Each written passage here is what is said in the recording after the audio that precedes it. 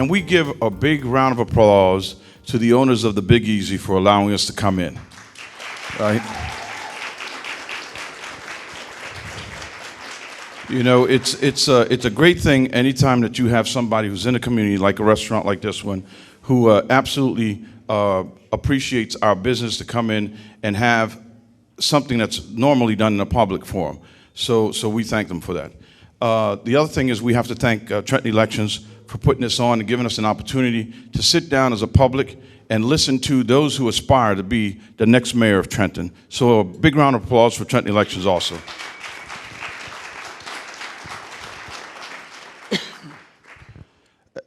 My name is Paul Perez, for those of you who don't know me. I was born and raised here in Trenton, New Jersey, 503 Market Street, right around the corner. Grew up here, went to school here, Parker Elementary School, went to junior high school number 5, went to Trenton High School. And back 30 years ago when I was here, Trenton wasn't unlike what it is today. They had a little bit more of a safety net than we have right now, but as far as employment opportunities for young people like me, it wasn't unlike like it was today. I come from a family of 15 children. I'm number 11 of 15 children. And we didn't have any money for college. So I had to make a decision, and that decision was, I'm going to have to do something that's going to pay me some money, give me an education, and allow me to raise a family. But at the same time, I had to volunteer to go into harm's way. And what I did was I joined the United States Army, the baddest army in the whole world.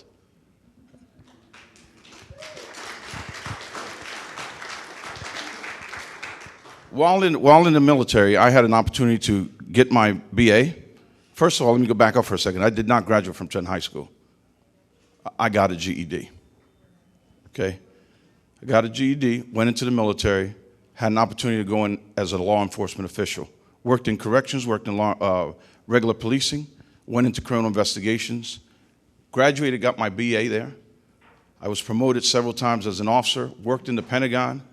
I served as a personal security advisor to the Secretary of Defense. 4 of them, right? Carlucci, Weinberger, Tower, very shortly, and the last one everybody knows, Dick Cheney.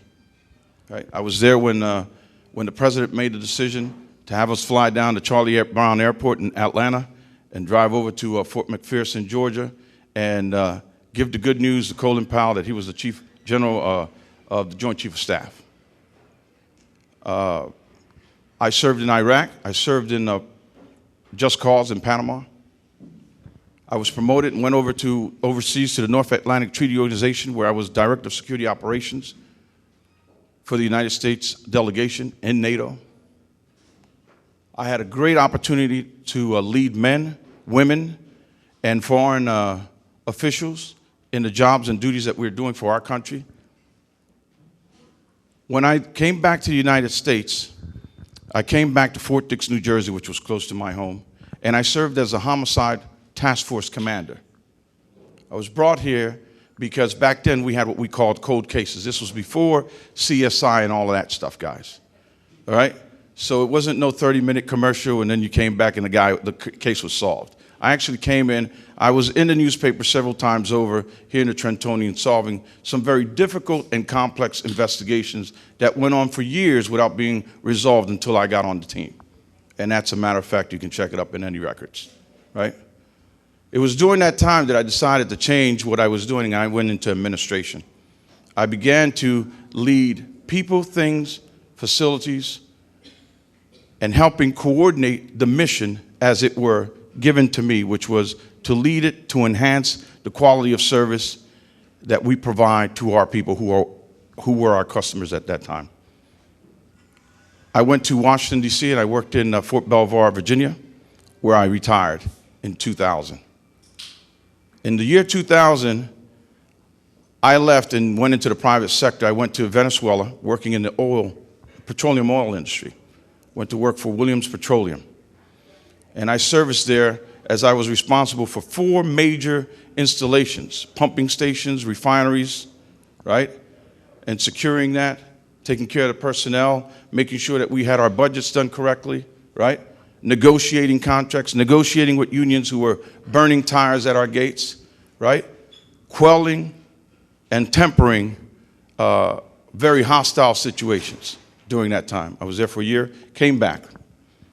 I went to work for a company called Virtual Development International, where I became the bank security officer for the Inter-American Development Bank, responsible for 28 different countries throughout Latin America and the Caribbean. I was responsible for a host of people, not unlike the State Department's RSO program, Regional Security Officers Program, where you're responsible for the host nation security setup, their office workplace, evacuation plans, managing of personnel budgets, and again, moving things, always adapting to different changing environments.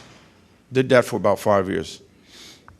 I went into the federal government because I was asked to apply for a position that was coming up from the Department of Homeland Security. I didn't want to at that time because I was making some pretty good money, but I decided to do it anyway. I put in for the job and I got selected, and they appointed me as a consultant and advisor on protective security issues to the governor of Puerto Rico and the governor of the U.S. Virgin Islands at the time. I went around to all of their critical infrastructure locations that include power plants, chemical plants, filtration plants, dams, so on and so forth.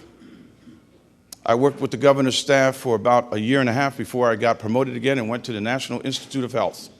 Okay? So I'm going to make it very quickly. From there, I got promoted. I went to the Export-Import Bank of the United States as Director of Administration. Got promoted again, ended up at the National Science Foundation. I was a senior executive in the federal government. That is the highest that you can go. The senior executives in the federal government work directly to implement the policies of the President of the United States. That's what we do. We help them implement those policies. We're given directives, and we're going to talk later on about transparency in budgets and the budget life cycle. We're going to talk about how do you make an operation more efficient? How do you go into a place that you don't know and then become familiar with it and make it work, even when there's many things trying to come at you, right? Not unlike the situations that we face here. Difference is we have familiar faces that we're working with, and what we're going to do better here is probably build a quicker collaborative team, which is the plan. I came to Trenton because it didn't matter how high I went up in the ladder. It really didn't matter. As successful I became, I had my family, my 2 sons, beautiful men, who are both military officers in the United States Army. I have my 2 grandchildren. I have a piece of property that was owned by George Washington in Mount Vernon. I have a beautiful home there. It didn't matter how high I climbed the ladder. What mattered to me was when people came to me and asked me, Paul, what do you think about Trenton, New Jersey? Aren't you from there? That was personal. That was personal because I said, I'm sitting here and I'm living on the high horse, and there's people back there, 15 family members and their family members, who are struggling through this unnecessarily. All we need is true leadership, somebody that we can trust, someone that has instant credibility to get people interested in this city again, because this city is a great city. This city is a strategically placed city. That's why George Washington came here. That's why he fought the Battle of Trenton. That's why he won. That's why we're Americans today. So we need to get that back. And it'll start today, I hope.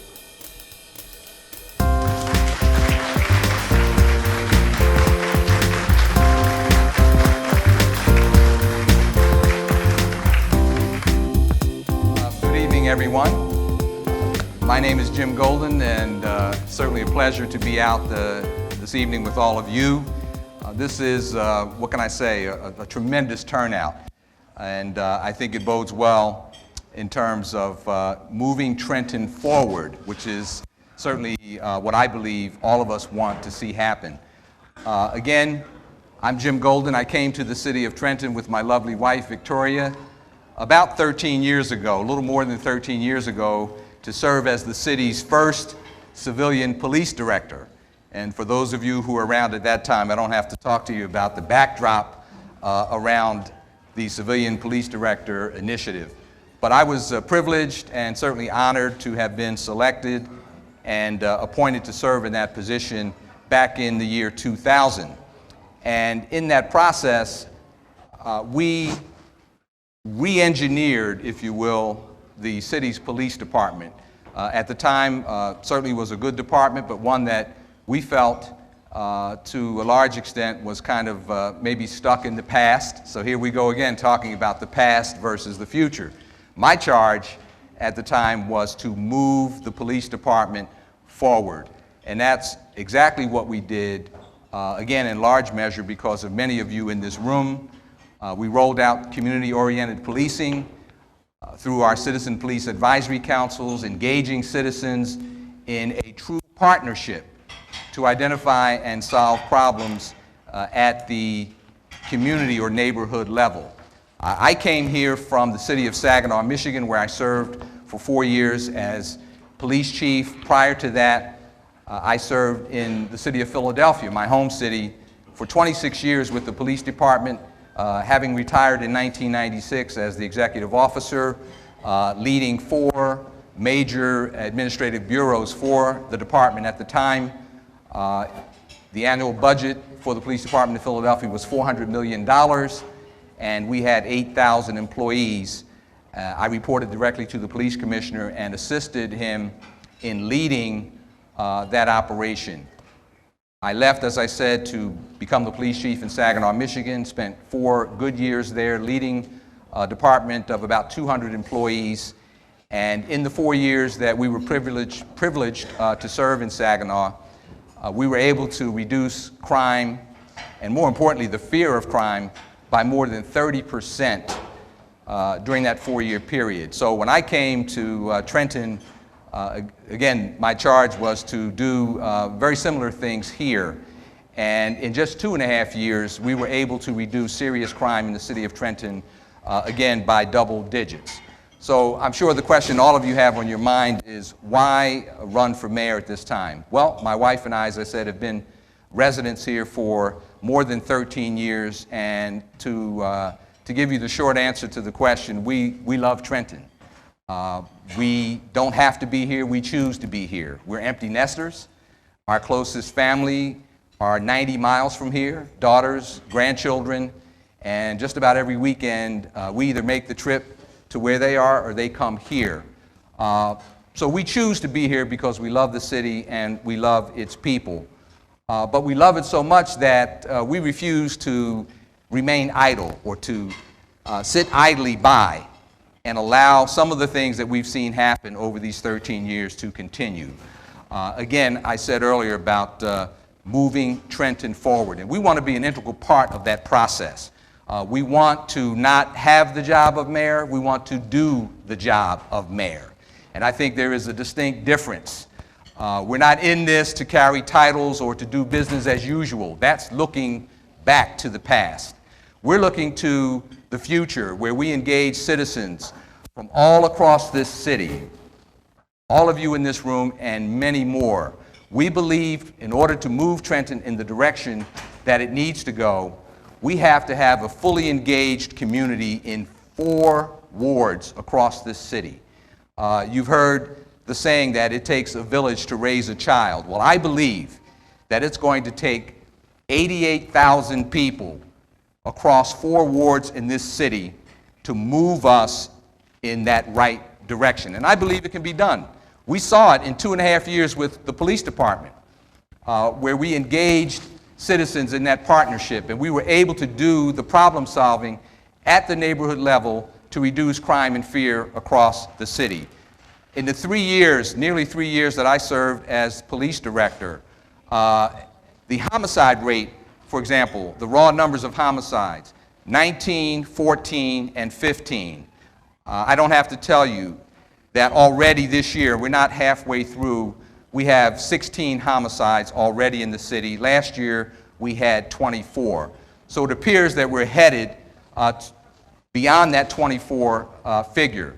So I believe, again, with a fully engaged citizenry, we can impact crime and fear, and to the extent that we do that through effective leadership, a leadership and an administration whose hallmark is integrity, honesty, restoring the public trust, we will be able to do those things and then some in terms of economic development and a more livable city and having neighborhood vitality. We believe those things can happen, but it's not going to happen until we engage citizens in a real partnership and until we do what I would call the real heavy lifting around identifying and solving those problems at the neighborhood level, demonstrating effective leadership, doing it with honesty and integrity, and then creating a more livable city that will attract the kind of investment that we need in the city of Trenton to really move us forward. When we look to the past, we hear a lot of rhetoric, we hear a lot of stories. We are steeped, frankly, in a political tradition that I believe really revolves too much around family, familiarity, friendship, and favoritism. I call it the 4 F's of political tradition in Trenton. That's the past.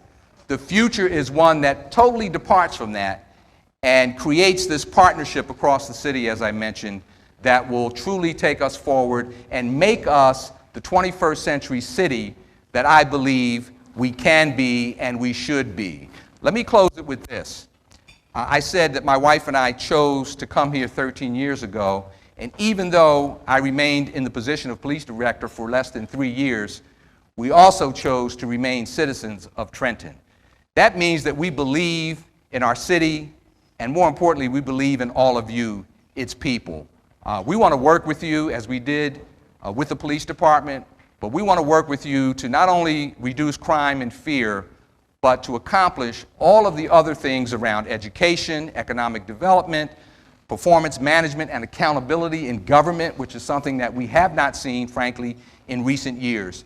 We believe we can do that working with all of you and our fellow citizens across the city of Trenton. So I appreciate being here tonight with you. I thank you all for coming out, and I look forward to having a robust discussion with our fellow candidates and all of you tonight. Thank you very much.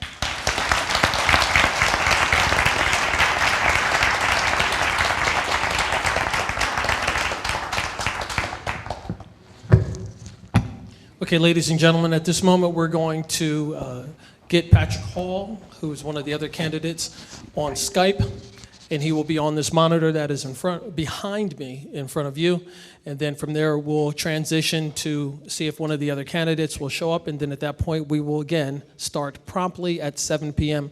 with questions and answers from all the candidates. Can everybody there hear me well? Thank you. I just want to say I appreciate what Jock and Scott and everyone is doing, and was able to Skype me in on this. I've been waiting for a long time for forums or debates or anything else that comes about.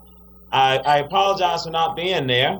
I have a business meeting here in Atlanta, Georgia, so I was unable to make it. So I definitely wish that I was there with you guys.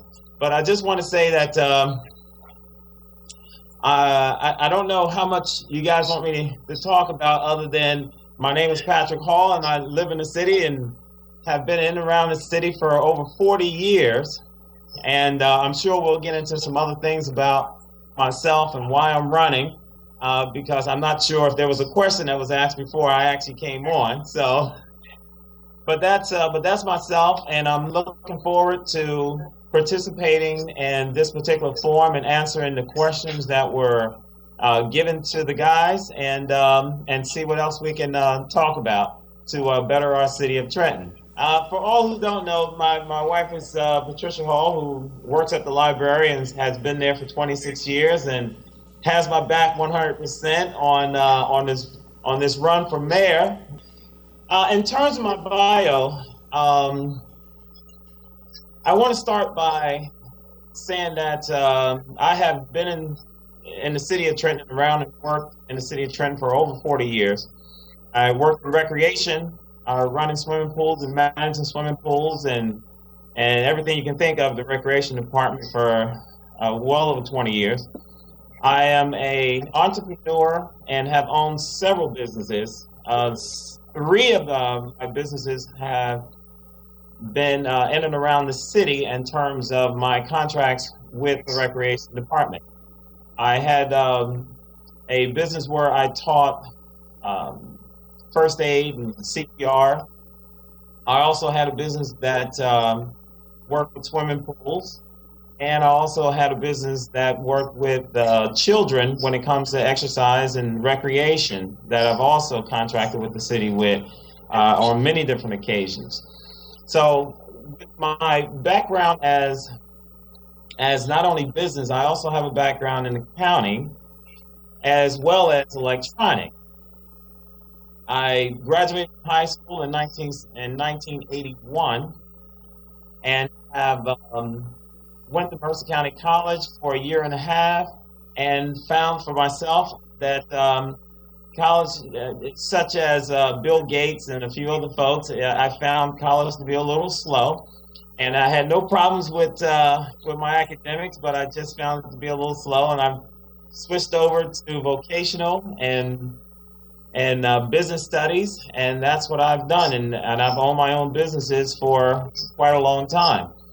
We eventually I had moved out of the city of Trenton for a while and lived in I lived in Ewan, I lived in Hamilton, I lived in Plainsboro, and then I moved to Pennington. And I sold my house. Well, we rented out the house in Pennington almost 2 years ago, and relocated back into the city on Fisher Place. I had two other businesses, one being a pool service, the other was a marketing company, and the marketing company is one of the companies that actually got me very much determined to become the next mayor of the city of Trenton. And without going into a whole lot, I believe in doing things in a very ethical way. And for my entire life, I have always been as fair and as moral as I could possibly be when it comes to public service and customer service.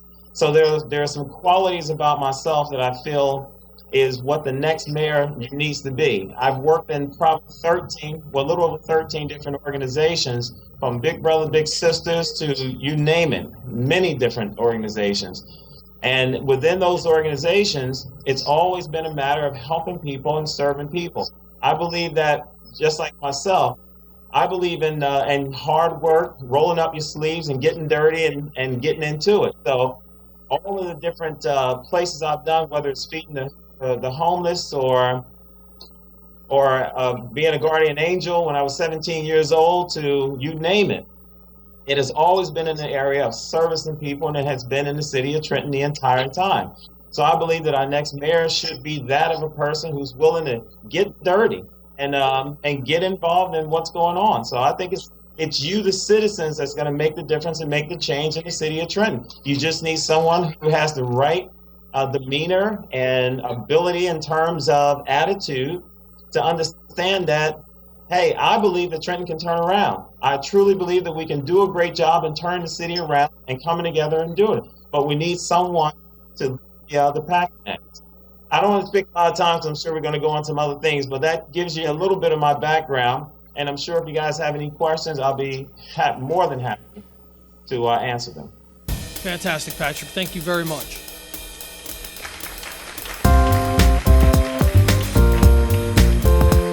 So, folks, for the sake of keeping on time, I just want to do another quick introduction. Try to plug the Big Easy's buffet. That's $11 and some change. I see some folks eating, so that's great. Lugabala is in the hospital. We want to send our cares and concerns out to him and his family, because he has indeed opened up his business, his small business, to us, to be able to have an event like this on a Wednesday and have hundreds of people come in. So thank you very much to him, his family, and to his staff. And again, I want to plug the buffet one more time. At this point, I want to share some simple information about some of the candidates, just so that everyone understands exactly why we have placards here and so forth, and why some of the candidates are not here. Patrick Hall is Skyping in from Atlanta, that, like you just heard him explain. Jim Golden, as well as Paul Perez, are both in the House, so thank you to them for being here presently. Regarding Walker Worthy, I had no communication with him about not coming today, which is why we have a table, a chair, and a placard set up for him. I've spoken to him on several occasions, but he has not returned any of my calls, emails, or I have not heard anything, or myself or Scott Miller have not heard anything from his camp. So I hope that he is okay and that there isn't an issue that's going on that's preventing him from being here, but we were expecting him to be here. The invitation was sent out to all of the announced candidates. And some people say, well, did you invite Tony Mack? Well, Tony Mack never officially announced his candidacy for mayor in 2014. However, once some things were posted on Facebook, we did put together a package and we did reach out to his team. I spoke to Marie, who said she was a representative of the Mack administration, and what she said is that Tony Mack had a conflict regarding the timing of this event, that he would not be here, but he would like to be involved in future events, so we will hold him to that as well. I had a conversation with Eric Jackson. There was an issue with conflicting as far as his work schedule. He works up in North Jersey, as some of you know. We spoke the other day. He said that he would not be here and that he would not send anyone to represent him or to share information on his behalf. So that's why Eric Jackson is not here, and that's why we don't have a place card for him here. Now, there's a couple of things I want to share just so that everyone is on the right page with Scott Miller, Exit 7A, and myself. The whole reason of putting this together and to do it in this manner was simply to try to show and shine some different light on the city of Trenton, because Trenton as a whole has gone through a lot over the last 18 months or so, and there's several people here in the audience who I've had conversations with about those things, about organizing, the positives, the negatives. There's bloggers here in the house. So everyone, I think we're here for a reason, and we're all on the same page. We want to see Trenton become all that it can be, and we believe, Scott Miller and myself, that events like this are what is needed to get people in the community together so that we can share information. So with that being said, there's 5 questions that we sent to all the candidates as icebreaker questions, but I want to give some icebreaker questions answers to questions from Scott Miller and myself. So number 1, people were asking why we are doing this, and it's simply because we're citizens, we love Trenton, and we want to see Trenton thrive and to be the best that it can be. Why now? The reason why we chose now is because if a candidate publicly is willing to come out and announce their candidacy for a position, we felt then they should be ready to answer questions. The candidates have taken time to put together plans, put together platforms. Well, we as the people, we're going to be hiring a new candidate, a new mayor, or re-electing a mayor, and we deserve the opportunity to hear exactly what they're planning on doing. Oh, that's great. All right. Along with that being said, there's been lots of whispers and rumors, maybe because of how the political machine works and how's worked throughout history. Scott Miller and I are not endorsing any candidate. We are showing up at events, we're getting information, we're having meetings with them, picking their brains, sharing information with them, but we are not supporting any candidate. As a matter of fact, I don't even know who Scott is voting for. He might even be a Republican. You got lots of Republicans in the house? Yeah, there we go, Daryl. Okay. Jim Golden, you would be first. Jim has picked the Ace of Hearts, which signifies number 1. So Jim, you will be answering the question first. And on my sheet, you will be listed as candidate 1.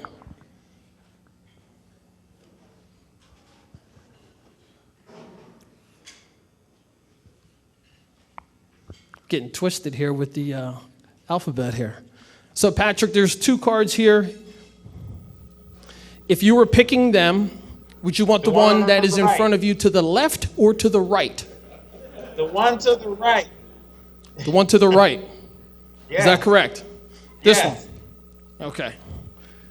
That is number 3, 3 of hearts. So Patrick, you will be candidate number 3 on my list. Paul, you do not have to pick. You will be candidate number 2. Okay.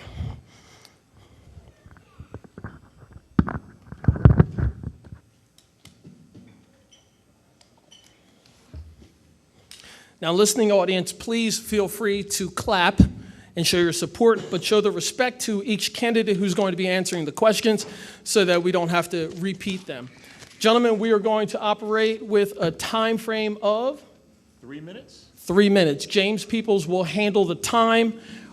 James, can you give them a 10-second heads up? We'll give them a 10-second heads up. Okay, now don't feel as though you have to answer the question and take up all of the 3 minutes. I have 50 questions here. It would be nice if we could get each of you candidates to answer all the questions. So if you feel as though you're done, we can just move on to the next candidate, and then we will go from there, okay?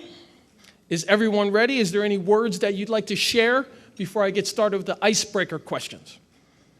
Well, we're sitting down and there's people in the back. Would it be okay if we stand up at times, or you want us to just stay seated? As far as my technology crew, are the candidates able to move a little bit? Except for Patrick. Don't come too much forward in here. Okay. Okay, Patrick, I'm sorry you're not here, but you're okay with that, right? Hey, that's okay. You have to,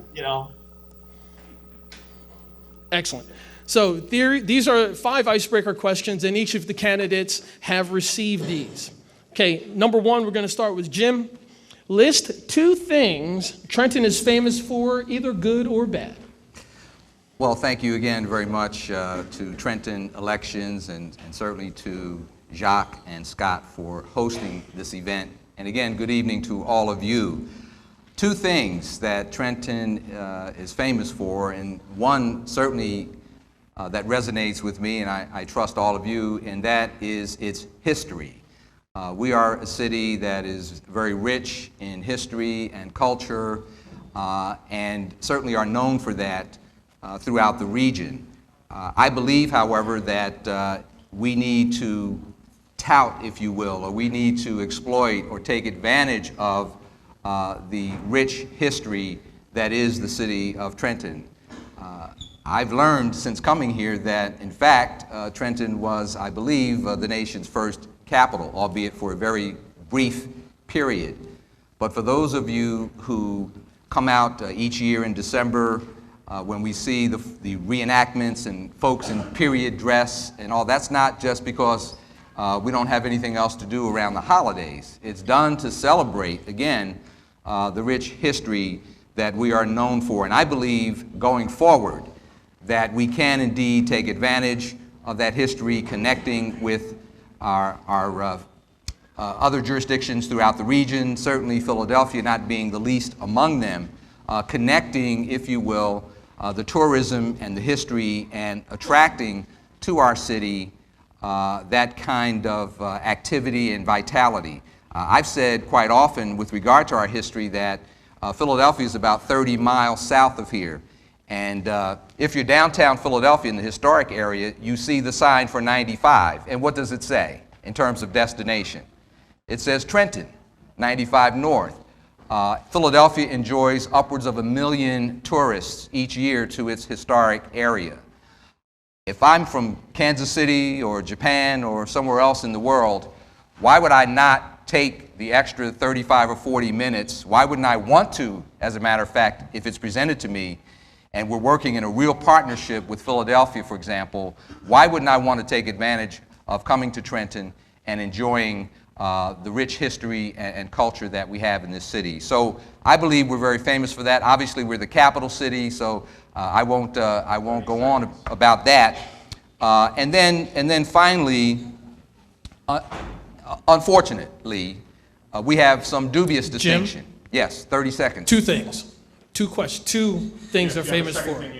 I was just about to say that. I'm sorry. Okay. The second thing, it's dubious or doubtful, and that is we have this perception that we're an unsafe city, or that we are a violent city. And we all know, those of us who live here, that that isn't necessarily the case, but I think we have to do a lot of work to change that perception. Thank you. Thank you.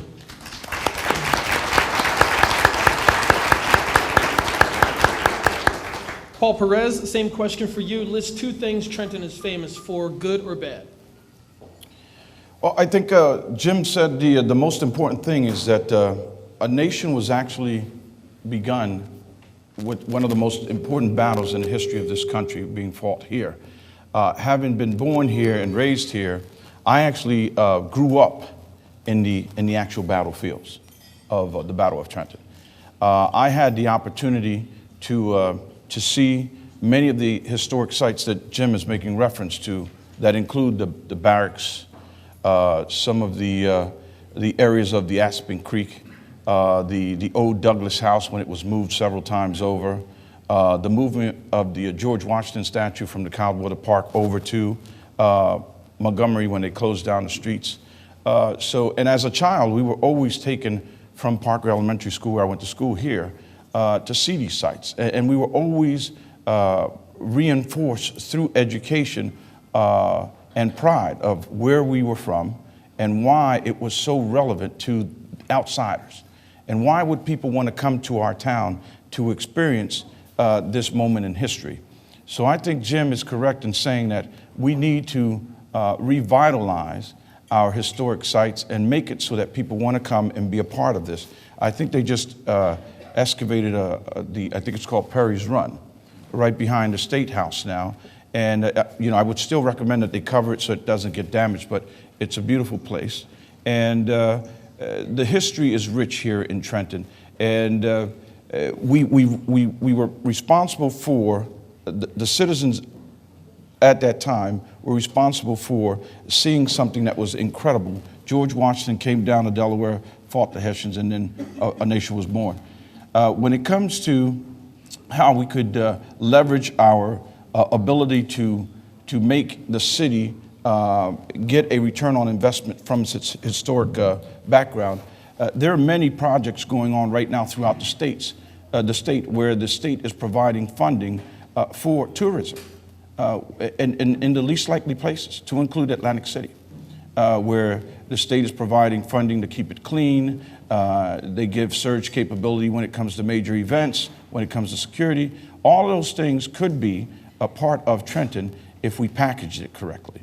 So I think that would be wonderful. The other historic things, of course, would be the Roebling plants with the steel mills, and the building of the Brooklyn Bridge and the cable for Golden Gate Bridge and the George Washington Bridge. And don't forget the pork roll.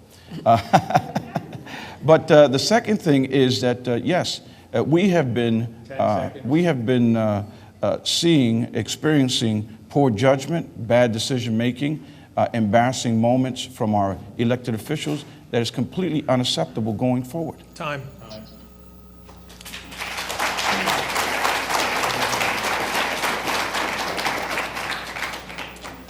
Patrick Hall, you there? Yes, I'm here. You can hear me okay? I can't hear you.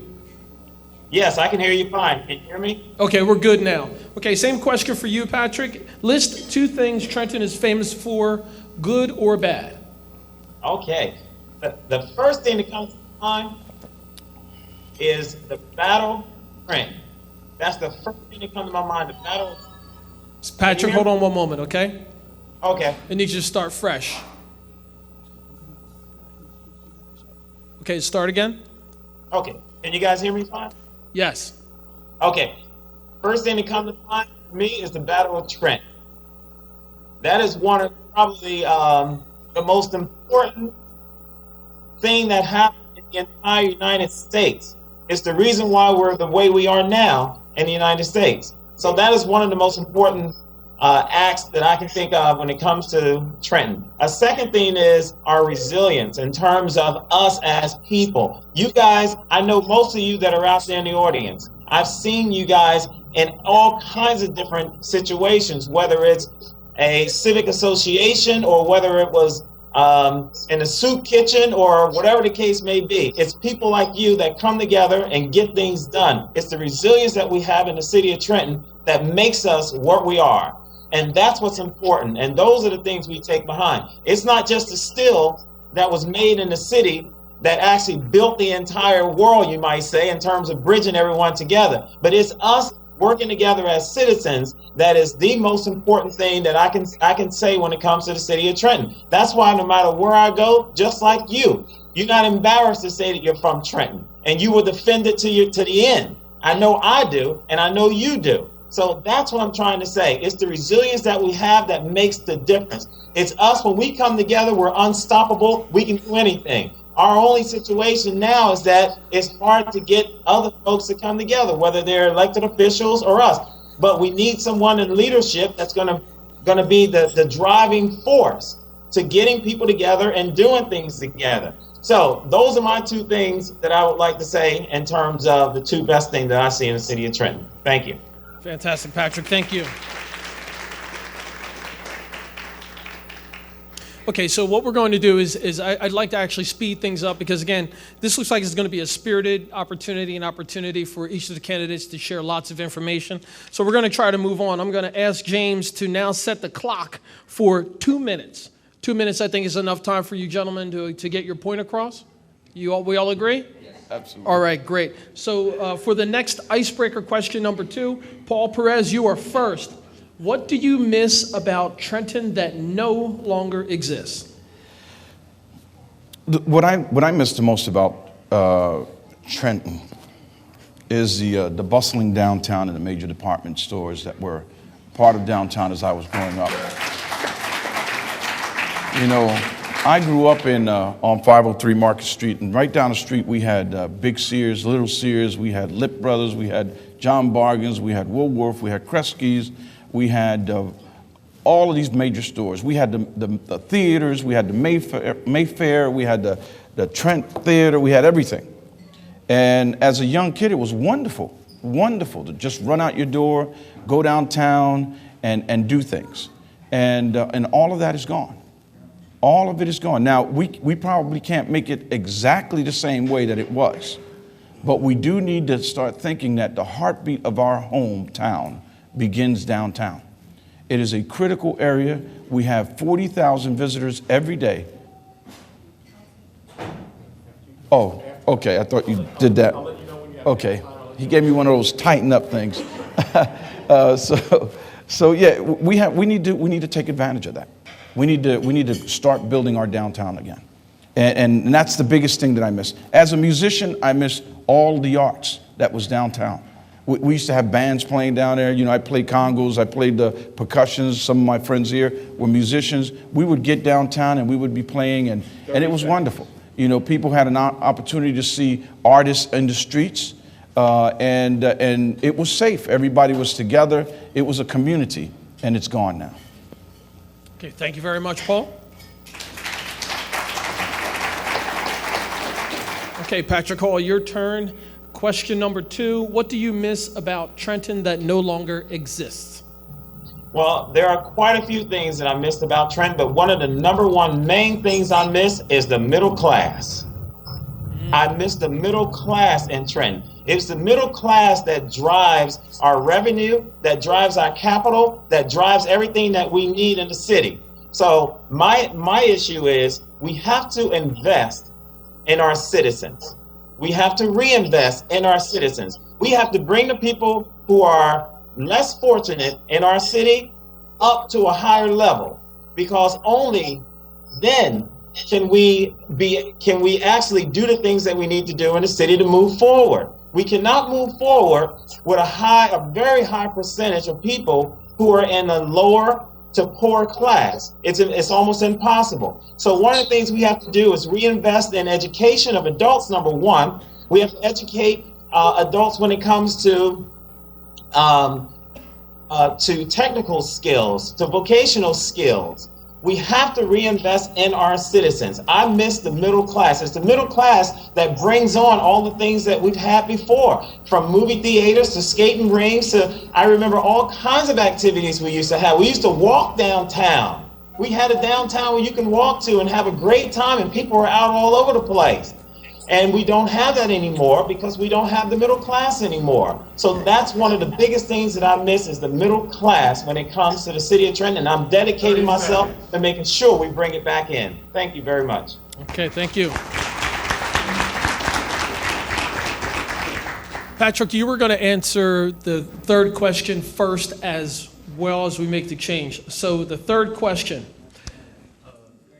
Jim hasn't had a chance to speak. Oh, my apologies, Jim. I'm sorry. Thank you, everyone. Okay, thank you. What I miss most is the fact that we don't make much of anything anymore. I'm very proud of Trenton's skyline, especially the Trenton Makes Bridge. But the fact of the matter is, in this post-industrial economy, we don't have the opportunity to make very much. I think there are really only 3 manufacturing plants that remain in the city. But we're in, as I said, a new economy, a new era, which means that we have to be much more creative in terms of making things. We have to take advantage of people who are talented in the areas of science and technology, the arts, and media, mass communications. Look at this. We're out here tonight largely as the result of technology and media and social media in particular.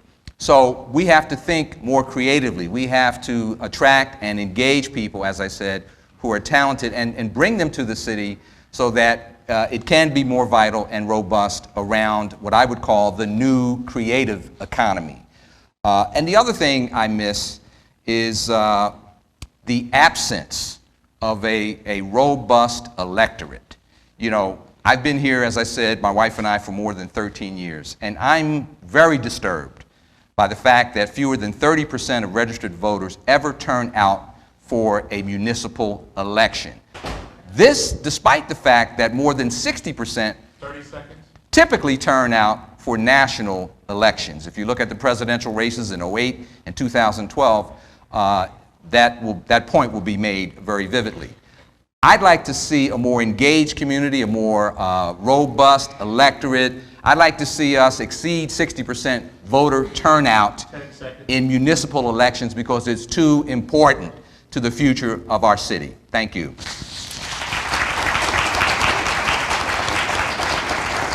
Thank you very much, Jim. Now, Patrick, I was checked by the crew that's here with me, so thank you very much that we're all doing checks and balances, holding everyone and each other accountable. It is now your turn to answer question number 3 first, and that question is, when you tell people you are from Trenton, what is their reaction and your reply? Oh, that's a very interesting question. Unfortunately, because of all the bad press and the bad perception that is put upon Trenton, a lot of individuals are taken back when you say you're from Trenton, and some of them say, "I'm sorry." You probably heard that one before. Some of them will say to you, "Oh boy, I heard about that mayor." Or, "Oh boy, I heard that that's a dangerous city." And I say to them all the time, it's only the perception is dangerous because you don't live in the city of Trenton. Trenton is really not dangerous. Yes, it is.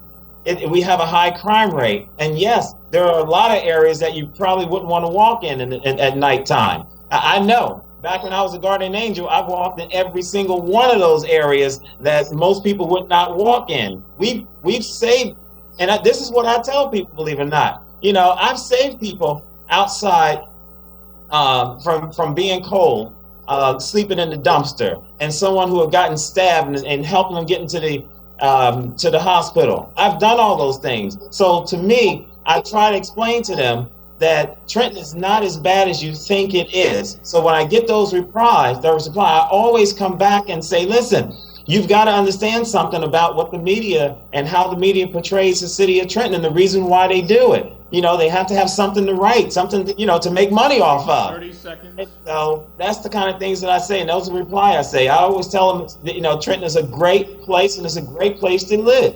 You just have to understand that. So anyway, thank you.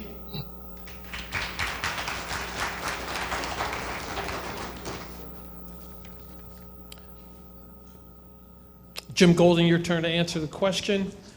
When you tell people you're from Trenton, what is their reaction and your reply? It's very interesting. Usually when I get that question, it's from someone who is from the region, one of our 12 surrounding jurisdictions, be it Pennington or Princeton, Hopewell. And when I very proudly respond, Trenton, there is a look, I won't say a negative look, but you can sense or you can feel that there is some concern. And some will even ask, wow, how do you feel about living in Trenton? And that really is my cue to speak very positively about our experience living in Trenton. I said to you earlier that my wife and I don't have to be here, we choose to be here. We love living in Trenton. We love its people. We love the surrounding community. But it's very interesting that people who are from this very region, who in fact probably claim Trenton, if you really think about it, like who's going to go around bragging about being from Ewing or Hopewell or Pennington when they're traveling across the country? They're going to say Trenton. Why? Because of the history, because we're a capital city, all those positive things. So I take advantage of that in these personal encounters by sharing those things immediately with people who ask me that question. I think that all of us ought to speak very passionately about why we choose to live here and about the very positive things that are going on here. Lastly, we are part of a very, I think, affluent region, Mercer County. You can look it up and do the research. But more than that, we're also part of the largest mega region in North America, the Boston to Washington, D.C. region. We're embedded in that corridor. We ought to be proud of that fact, and we ought to be doing everything we can as a community to attract others to Trenton who will enjoy the same quality of life that many of us do. Thank you.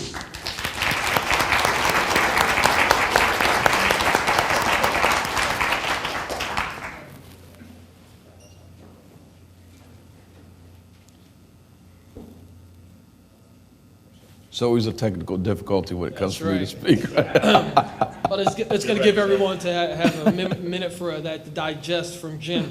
So, Candidate Perez, it is your turn to answer. When you tell people you're from Trenton, what is their reaction and your reply? The number one thing people ask me is, isn't there anything that you can do? Is there something that we can do? How can we get involved to create a situation where we put together a message and a movement where we can resonate with the people so that we don't have this poor turnout where somebody can get elected with 7,000 votes? That's why I came here. How can we put that message together to motivate the people so that they can all get together and move forward? Like Jim said, move it forward. Put together a real plan. That's what they ask me. You're from Trenton, Paul, aren't you? Absolutely. I'm from Trenton, and I'm proud of it. I was born here. It'll never change. But I can come and help change the city. That's my response. Their response is, how can I help? How can I help? What can we do? Support Paul Perez for mayor. That's how you do it.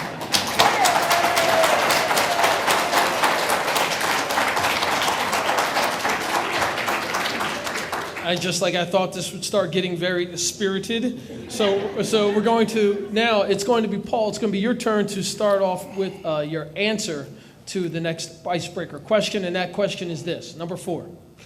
What would you tell someone who is considering moving to Trenton?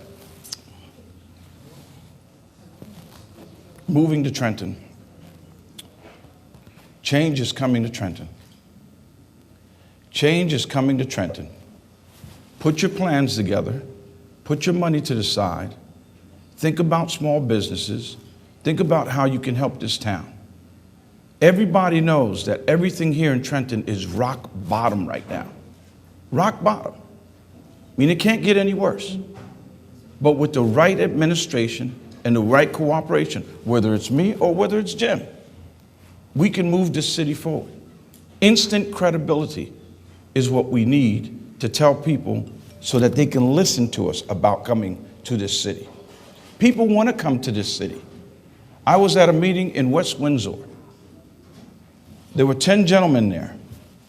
What did they talk about? Man, I would love to buy up some property on Lamberton Street, right next to the ballpark, right next to the water.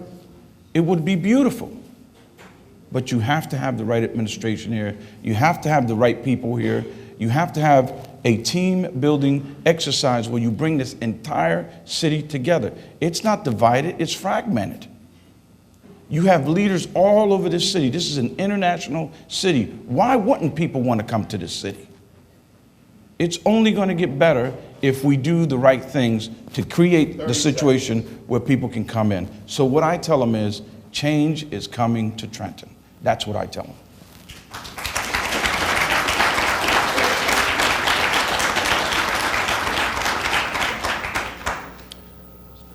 Patrick, just bear with me. We're going to get you back up on full screen. I can see you well. We can't see you, though. Oh, okay. Yeah, you gotta get that fixed, man.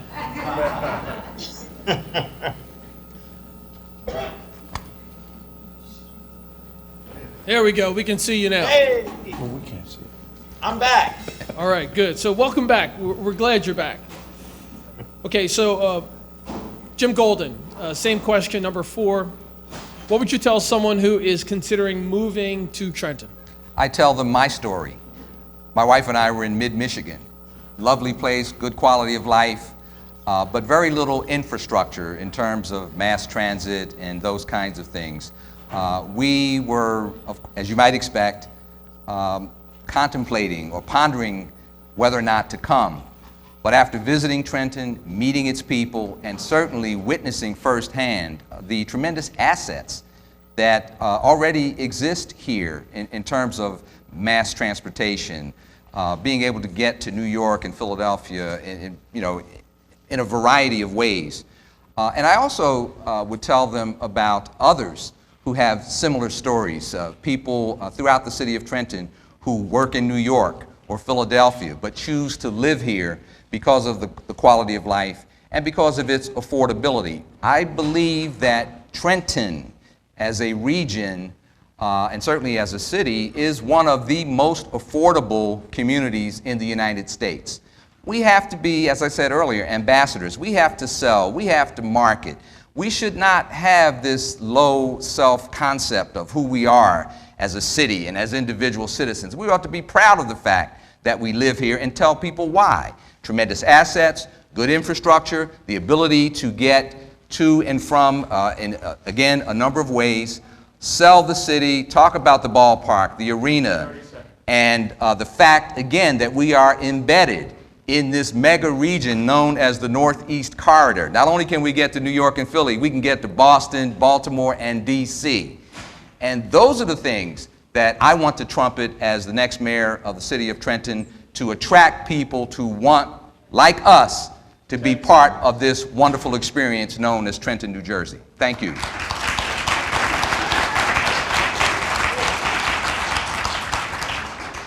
And candidate Patrick Hall, the question number 4, what would you tell someone who is considering moving to Trenton? Well, I have told several people who are considering moving to the city of Trenton to do it. We encourage people all the time to move into the city of Trenton. We encourage people that, hey, you will never meet, Trenton has the most down-to-earth people you're ever going to meet anywhere. You have people here that are not phonies. Oh, yeah, there's some that are too, but don't get me wrong. But most of the people are not phonies. And most of the people in Trenton are the kind of people that you can have fun with. The energy is unbelievable in the city of Trenton. And let me tell you, and as soon as I'm the mayor, the next mayor of the city of Trenton, you should see the changes that are going to be made in the city of Trenton. And those are the things that I tell people, and we have encouraged people. We've actually showed people houses in the city of Trenton to try to get them to move into the city of Trenton. And some people who were thinking of, moving out of the city of Trenton, we talked them into trying to stay into the city of Trenton. That's what we've always done, and we're still doing it.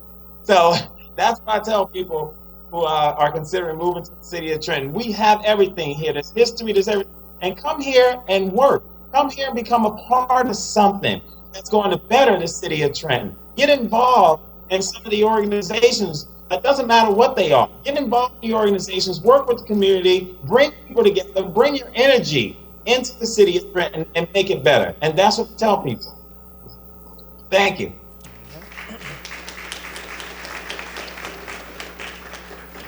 Okay, gentlemen, this is the 5th and last icebreaker question, and we're going to get into some of the nitty and gritty. I know that there are some people in the audience who definitely want that. So question number 5, Jim Golden, you're first. What would you like Trenton to be known for in the future? I have a real short answer, but I'm going to certainly stay within the 2 minutes, and that is to be known as a livable, very vital city. What do I mean by that? A city where people want to live because of its social and economic well-being. I think that we have the opportunity, the capacity, the ability to do that. a city of 88,000 people, 7.5 square miles. Given our situation, again, proximity to major cities like New York and Philadelphia, I want us to be known as the place to go. I think we can do that. There are other cities around the country that we can model, quite frankly, to be more livable and to be vital. It's going to take, however, very effective, committed, and honest leadership to make that happen, not just in City Hall, but across the community. And it's going to require leadership that is more than willing to partner with the other jurisdictions in our region. There is absolutely no reason, and this is something that's been very conspicuous since I came here, the obvious absence of the kind of regional partnership. I said earlier that people are claiming, albeit quietly, they're claiming Trenton as home. And they live in Pennington and Hopewell and other places in Mercer County. They ought to be partnering with us.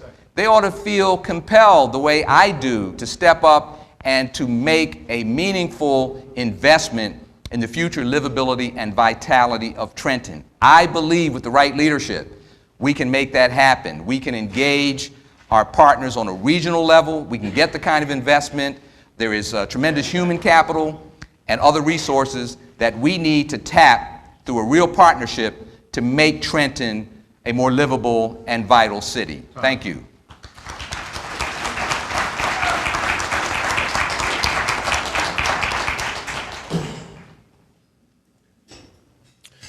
Same question for candidate Patrick Hall. What would you like Trenton to be known for?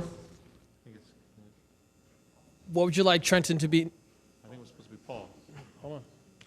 We have an odd number of questions, gentlemen. Be patient. We're all going to get you're going to get your opportunity to speak first, second, and third. Just sit tight. We're all going to get it. Patrick, at this point, do you have any objections to going second, or would you like to defer the question to Paul? It doesn't matter. Thank you, Patrick. Paul, go ahead and answer the question. Question number 5, what would you like Trenton to be known for in the future? Well, I thought it was my turn anyway, so. I would like Trenton to take its rightful place in history, just like or the likes of Boston, Massachusetts. When you think of Boston, Massachusetts, you think of Paul Revere and the cry, the British are coming, the Tea Party.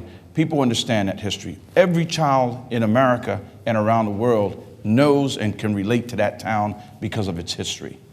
I would like to see that same importance and grandeur applied to our city. Again, we, in order to do that, do need to engage these people, not compel them, engage them. Build a coalition of all of those who want to be from Trenton. Let them come in. Let them sit with us. It's a strategic city. It's a capital city. It's a beautiful city. It's a safe city. It's an industrial city. It's a modern city. It's a bedroom community.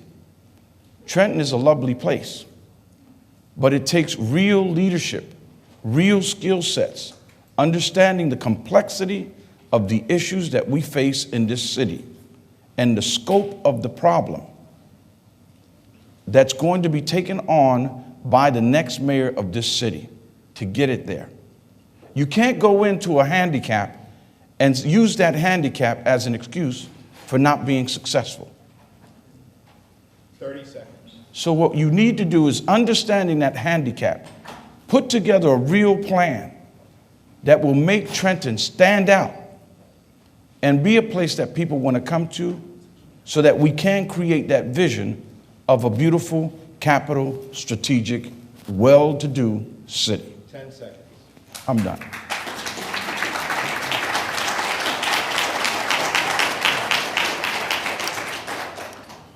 Now, Paul and Jim, you can't see, but Patrick was applauding at that time. So question Patrick's number... a good guy. Question number 5. Wait, he doesn't see when we applaud, so qualify that. I would, but you haven't. So, Patrick, question number 5, what would you like Trenton to be known for in the future? That's an excellent question. One of the things I like Trenton to be known for is a city that had the biggest comeback in the history of all cities. We need to be known as the model city for the biggest comeback ever to be known in the city and the history of the United States of cities. That's what we need to know, okay? And let me tell you something. I've been in business for a long time, and just like your kids going to school, your kids can have a rough time for a long period of time, just like us at work and even in business, if any of you folks out there have ever been in business before. And let me tell you something, things can turn around in a split second and go the opposite way very quickly by a change of attitude. That's all it is. It's just a change of attitude that changes the entire thing. So we need someone in leadership that understands that it's about attitude. It's about integrity. It's about dedication. That's what it's about. And for us to turn this thing around, it's going to take a number of people working together, not just one person, not just one superstar. You see, I don't believe in the theory that we need someone that can come in, that can pick up the phone and call the governor. I don't believe in that. I believe that, yeah, that's good in some cases. But I believe that it's the people that's behind you that make changes, and the governor, as well as the county, as well as the federal, in terms of local government. That's what I believe in. I believe in working together, coming together, and making a change. Hey, one day I want to see people come here and want to do a documentation on Trenton, or want to do a movie in Trenton because of the turnaround that we did and the things that we did in the city, and people are calling us, asking us for advice. How about that for a change? That's what I want to see in the city of Trenton. 10 seconds. Okay, that concludes the icebreaker questions, all 5 of them. Thank you very much for answering them. We're going to move into the nitty and the gritty regarding the questions that have been formulated by the community who have liked the Trenton Elections Facebook page and have pasted those questions and posted them there. Some of the questions that I was sent out to you in the packet will be answered I will be asking you those questions as well. The context may be a little bit different. Again, like presented to you in the packet, you should be able to answer the past, present, and your future plans within this time frame. We're going to stick to the 2 minutes, and James will again give you the 2 signals for how much time is left. So, sticking with our order that we picked from the beginning, Jim Golden, you will be answering this question first. The question is this: what qualifies you to manage a $200 million budget? I mentioned in the introduction that I came to Trenton from Saginaw, Michigan.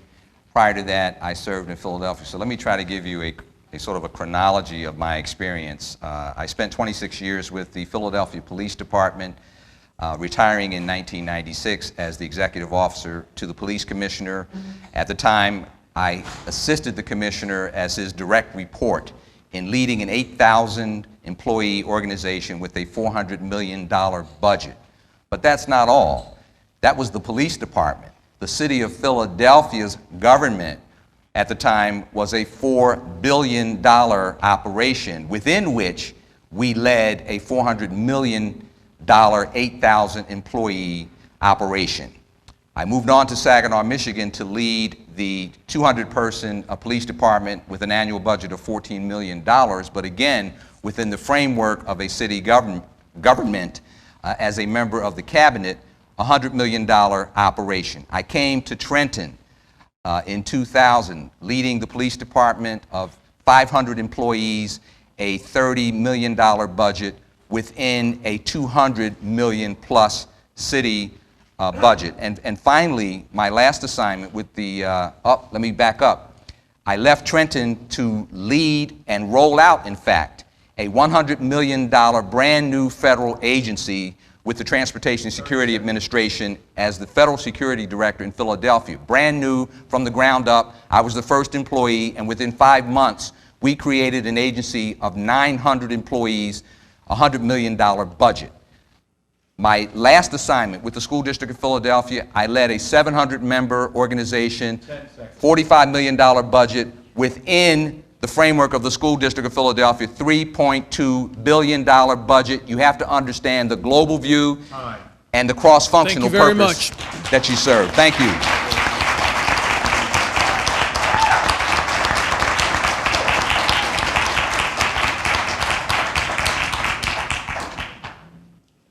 Okay, Paul Perez, you're number 2. Same question. What qualifies you to manage a $200 million budget? Well, first let me say that the city of Trenton over the past decade has suffered a lack of strategic vision, poor business decision-making, rising crime, little or no job development opportunities, as well as an absence of collaboration by the city administration, period.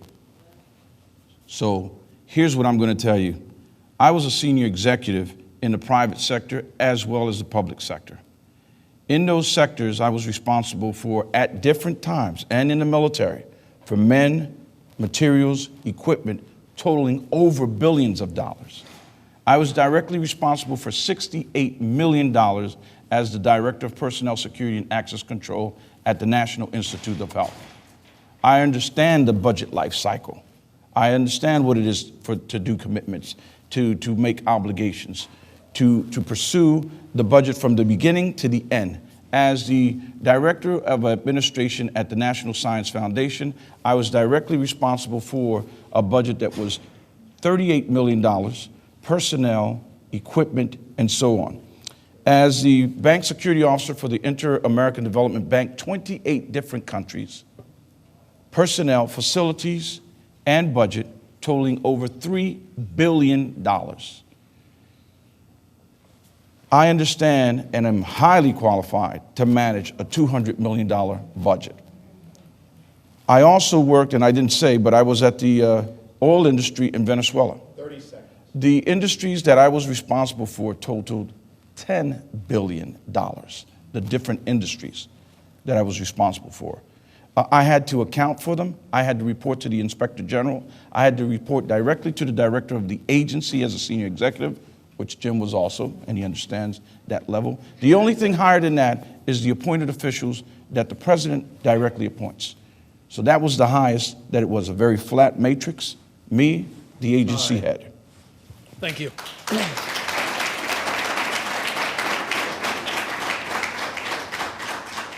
Patrick was clapping there, and Patrick, Paul, previously when you answered the last icebreaker question, he emphatically was clapping, just so that you know. As long as we keep clapping Yes, and don't blow any kisses. we'll be good.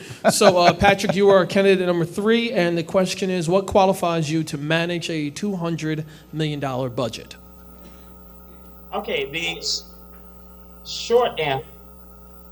I'm hearing it, so I'm hesitating. No, we're good. We can hear you fine. Okay, good.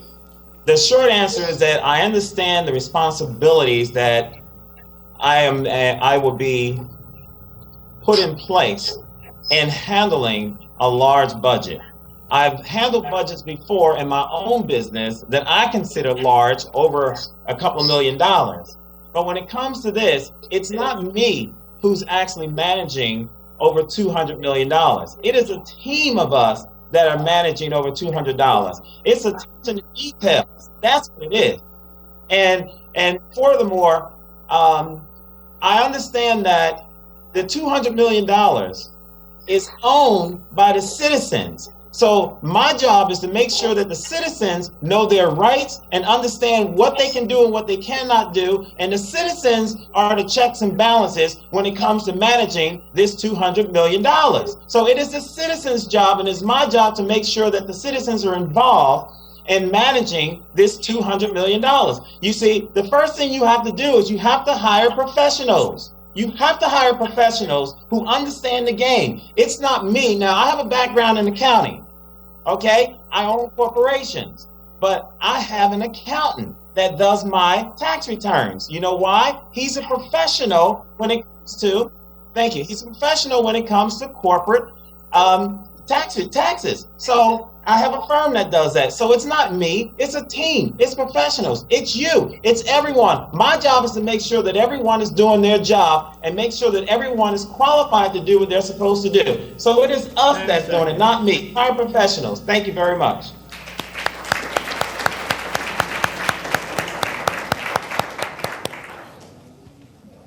Okay, so this next question is sort of a follow-up, and it's going to be a multi-parter. So the candidates, you're going to be put on the spot to answer multiple phases of this question. The question, I'm going to give it to you first, and then we will go into who is going to answer. We'll go into our order. So this is a multi-tiered question, and it is this. What executive experience do you have? What's the maximum number of people you have managed at one time? What was the industry? Were you successful? Candidate Paul Perez, you are up. Again, the question, what executive experience do you have? How many people have you managed at one time? What was the industry? Were you successful? Time, please. For the past several years, maybe 15 years to be exact, I have been at the senior executive level. Prior to that, I was at what you might call mid-management level. I was a senior executive at the National Science Foundation, which I've already explained. I was responsible for the Division of Administrative Services, which I was responsible for procurement, logistics, personnel, information technologies, conference room services, security, printing, copying. It was like running and managing an entire city. I was responsible for creating the conditions that fosters the science for the National Science Foundation, an institution of 2,900 people there in the headquarters, but 189 different locations, and in contractors who work in concert with the mission of the National Science Foundation. Was I successful? Absolutely. Absolutely. That's why I got promoted. Jim will tell you. You don't just become a senior executive member in the federal government overnight. You have to go through some real screening. You have to have a true track record of serious accomplishments. You have to be someone that the president can count on to properly implement the plans and policies that he has that supports his vision for America. That is a serious, serious job. So yes, I have the experience, and I was very successful. The budgets we've already talked about. The personnel we've already talked about. And the last part was? Were you successful? The question was, what experience do you have, which you shared? How many people have you managed, and what industry, and were you successful? Well, I think I would just clarify that I managed as the division director, maybe, I don't know, 1,500 people. Okay, thank you.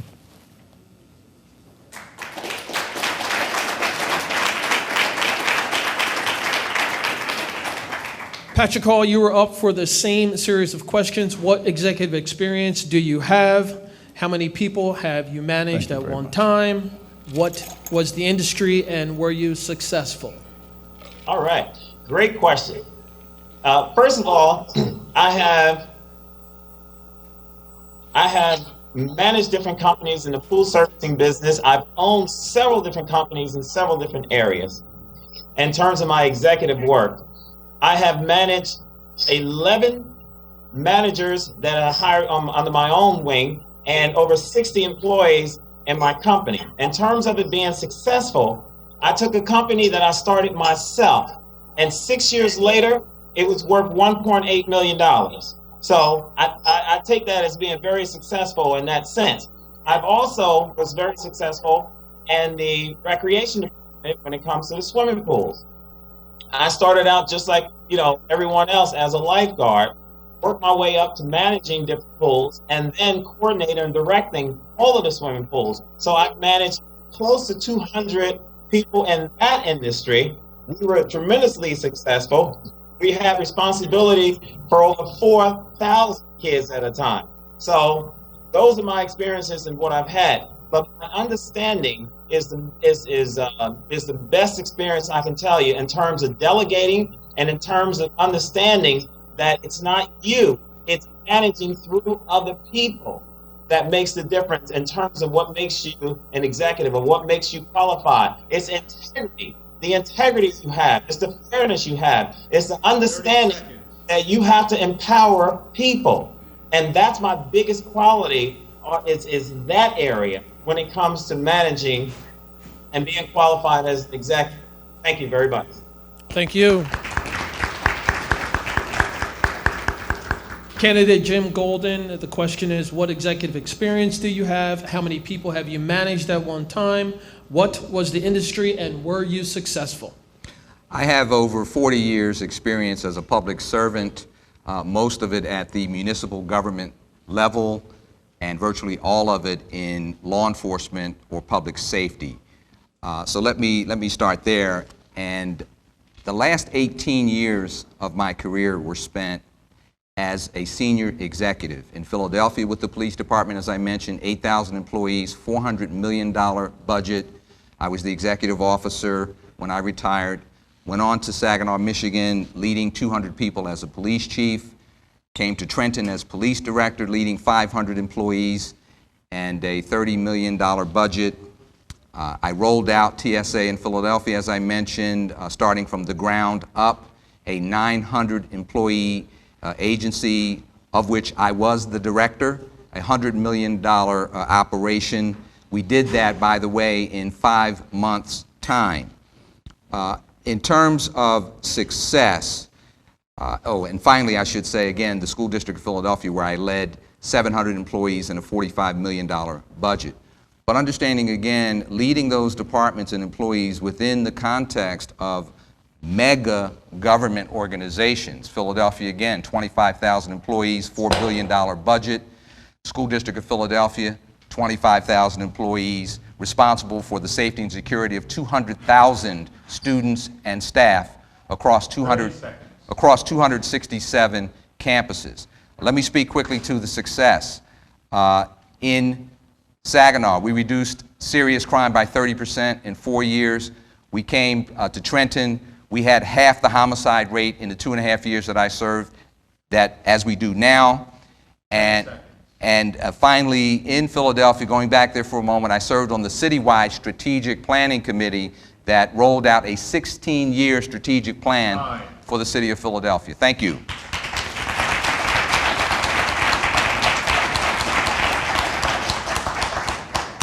I would like to personally say that I think that all three of you gentlemen are doing a wonderful job, and I would like to say that the next question is going to be another complex, multi-answered question, okay? Patrick Hall, you will be going first, but I want to read the question first. What are your plans to be more transparent about the budgeting process? Have you and your staff reviewed the current budget line by line? What areas stick out to you? What areas appear to be underperforming revenue generation? Patrick, again, the question is this. It's multi-tiered. What are your plans to be more transparent about the budgeting process? Have you and your staff reviewed the current budget line by line? What areas stick out to you? What areas appear to be underperforming in revenue? Okay. First of all, when it comes to being transparent, I really enjoy the way City Council handled their budgeting process. They actually opened it up to the public. They went line by line. They brought every doggone director in there, and they went over everything with a fine-tooth comb, and that's exactly what I would do on the administration side as well. I would bring folks in. You had folks like Dan Dotson there who had great concepts, great ideas. You had Bob Lowe who was there. You had Jim Carlucci who was there. All these guys brought in some really good concepts that we can use. And I will have the same individuals along with any citizen that wants to come in and look at the budget process, look at everything that goes on. I believe in zero based budgeting, which means that every department starts off at zero. Just because you got 14 million last year, don't mean you're going to get 14 million this year. You start off with zero, and we go line item by line item in terms of what you actually need, what you need to spend, and how we're going to move this thing forward. A second thing is, one of the things that sticks out to us when we looked at it is the car maintenance, the car gas, those type of things, and things that I consider underachieving is inspection department one right off the bat is an area that is revenue. I'm sorry. 30 seconds. It's revenue generated. When it comes to our court system, there are a number of different areas that we can actually generate income that we're not doing it, and it's all because of attention to detail, maintaining and managing that's the areas that 10 I seconds. Thank you. thank you.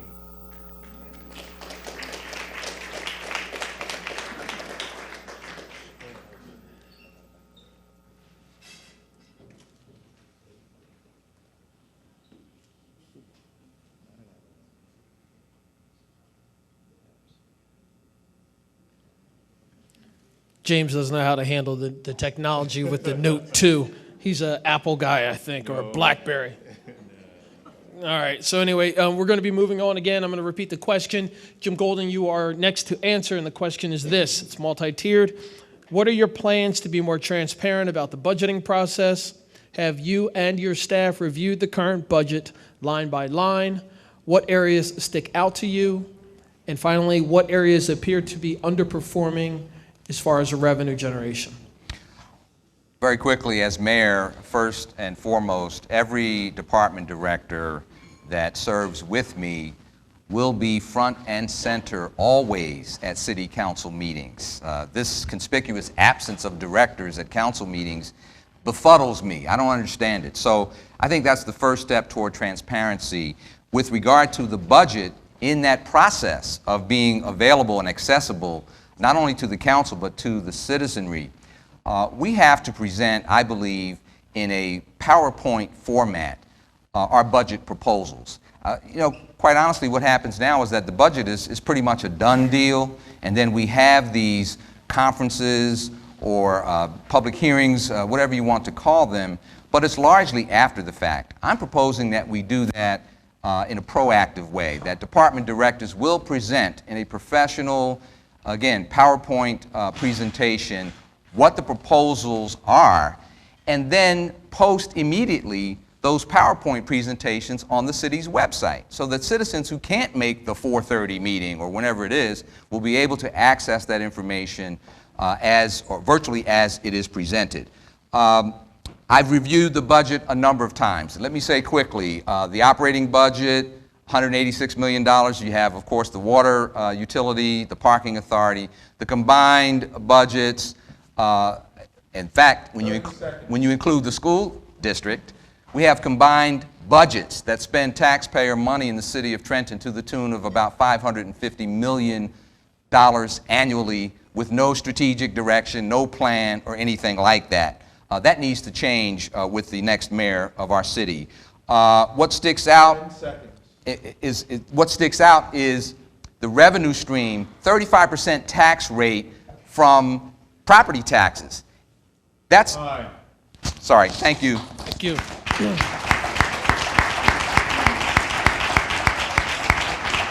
And Jim, thank you very much for honoring the rules. I appreciate that. Paul Perez, it is your turn. And again, is a multi-tiered question. What are your plans to be more transparent about the budgeting process? Have you and your staff reviewed the current budget line by line?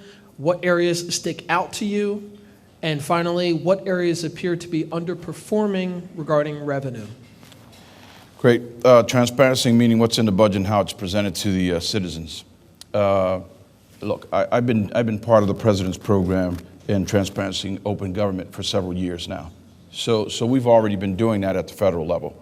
What we're asking now is how can we bring those experiences to Trenton and make it so that we can take this budget and do it in a way that the citizens know what we're doing with their money. It's their return on investment.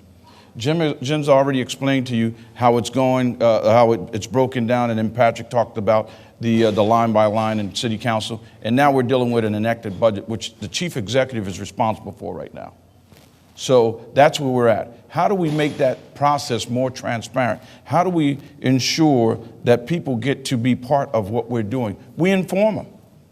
We put it on the websites. We let them know how it's performing. What's the most, have I reviewed it? Of course I have. What's the most underperforming thing? Our enterprise fund activity, which is the water works facility or operations. We should be making more money there. We need to figure out what's going on in that ineffectively run operation and why aren't we making more money there? And through that, what we need to do is create a system of oversight so that we can ensure that those who are doing what they're supposed to be doing are held accountable when it comes to business processes. Because it all goes back to How do we spend our money? What are we doing with it? Right? It shouldn't be a surprise to us that we need money at the last minute. It shouldn't be a surprise to us that 2.65 would have got us 12 more police officers, but then all of a sudden we have 3 million to put on a hotel. 10. It's not a game of charades. Budgeting is serious business. You either know it or you don't know it.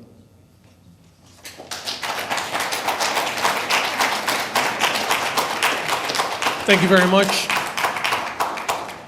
Okay, Paul Perez, you were going to be going first for this next question. And this next question is, what are your thoughts about Trenton's current property tax and how it ranks within the county and the state? I think it's appalling. By many estimates, the taxes have gone up almost 30%. I think in this last past amount that went up, it made us the highest paid tax rate in the county, right? And then we want to ask people to come to Trenton. We hear it all the time. Why would I come to Trenton and pay the high tax rate when I can live in Princeton or Lawrence and have better school systems? What can we do to reduce that amount of money? You know, that's going to be a lot of work, because we're talking about a fixed amount of property that we have right now. We're talking about an inventory of housing that we have right now. We're talking about non-responsive property owners who don't pay their bills. We're talking about an ineffective business process in City Hall that can't even receive money. I was down there the other day trying to pay a bill, and they couldn't even receive money, right? So before we begin to talk about that, we need to talk about our business processes that are responsible for accepting money on behalf of our citizens, so that we can then properly use that money to possibly reduce that tax rate. Trenton is a disaster area. And the tax rate is probably the most sensitive area that we can touch. 30 seconds. And we need to be thorough when we look at it. And we need to understand the entire atmosphere of what's going on when it comes to the tax rate and why we're paying so much right now. It's dysfunctional. It doesn't work. But yet we keep asking our citizens to pay a little bit more. We've paid enough.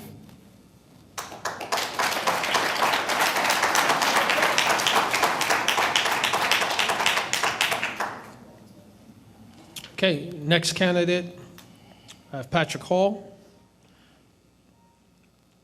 Your concerns, or I'm going to reword this, but it's the same. What is Trenton's current Trenton's current property tax rate, and your thoughts about how it ranks within the county and the state?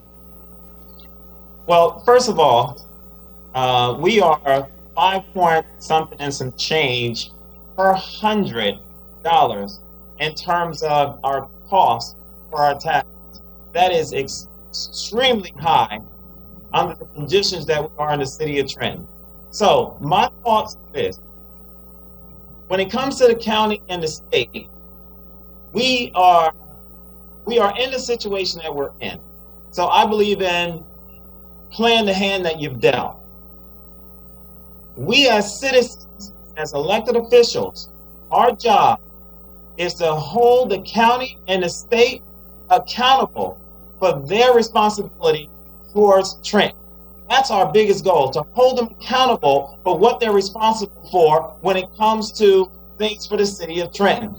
Our taxes are going out to the state and it's going out to the county, and so they need to be held accountable for. That's number one. Number two, in terms of us moving into a better situation for our tax rebates, it's property tax rebates that we're talking about that is the majority of the issue that we're concerned with. We have got to increase our lower class individual citizens. We have got to increase them to a middle class or into the middle class if we're going to increase our situation when it comes to taxes. That's as simple as that. We have to reinvest in our own citizens. That's what we have to do, and that's what I feel about it. Thank you. Candidate Jim Golden, what is Trenton's current property tax rate? How does, in your opinion, how does that rank within the county and the state? Well, there's no question that in New Jersey, generally speaking, taxes are enormously high. And in the city of Trenton specifically, I would say they're excessively high. Look, we have a diminished middle class. We have fewer than 40% of our homes that are owner-occupied. That means that our tax rate on the revenue side is extremely low. I mentioned earlier about 35%. We raise only about $69 million from municipal property taxes. Do you know we're getting $68 million in state aid, and all of us complain that that's abysmally too low. But it matches what we generate as a municipality from property taxes. So 35% compared to the rest of the county on the revenue side is woefully too low. We have to change that. And we change that by having more households that are owner-occupied, meaning more people working and paying taxes. We have to do certainly more private development in the city. One of the reasons as a retiree, quite honestly, I'm really feeling the pinch, my wife and I, around these property taxes that have gone up about 22% over the last 4 years. But I'm adamantly opposed to giving away city-owned property. More than 50% already of real estate in the city is tax exempt. So I'm not opposed to the projects, I'm opposed to the deals that don't work on behalf of citizens and taxpayers. So, look, we have a lot of work to do in terms of leadership. Again, holding ourselves to the highest ethical standards, delivering high-quality customer service, meaning picking up trash, police services, keeping the city safe. To the extent that we do that well, we will attract, I believe, the kind of private investment that will raise that tax rate on the revenue side and ultimately ease the tax burden. Thank you.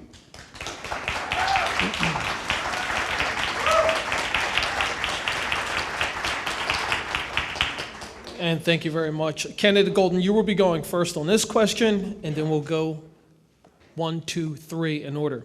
This question was brought up several years ago regarding revitalization and sticking with the development and inspections ideas.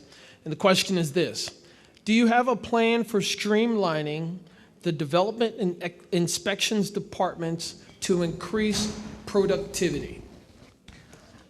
I believe, look, the city, as I mentioned earlier, spending a combined $550 million a year in taxpayer money. We are an enterprise.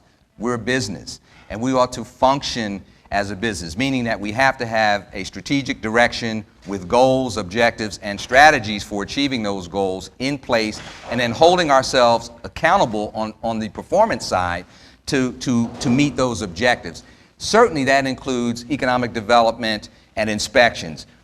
We're a business. We need to have what I would call a cookbook, if you will, for development in the city. And that is to be able to look at that and see from A to Z what the plan is, what are the timelines for development, what metrics have to be met, what specific functions have to be performed by city government, including development and inspections, in order to make this a more business-friendly environment. We're in business. We want to attract business. We want to bring in the kind of development, as I mentioned a moment ago, that will ease that tax burden that is so excessive on citizens now. But we have to function as a business with the right leadership, not only in the mayor's office, but at every operating level in city government, to make sure that we are doing things in a very efficient way and that businesses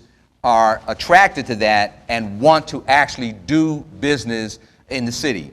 But we've got to run a $550 million or a $500 million enterprise as though it were a business, understanding that taxpayers are shareholders and that investors need to get a return on that investment through sound business practices. Thank you.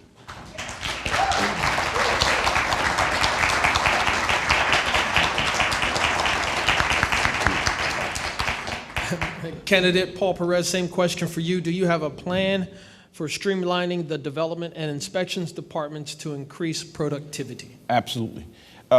First thing I'll say that there are so many plans on the books right now to develop Trenton that it's incredible. It's blinding. Some of them are wonderful. Have you seen the waterfront district plan?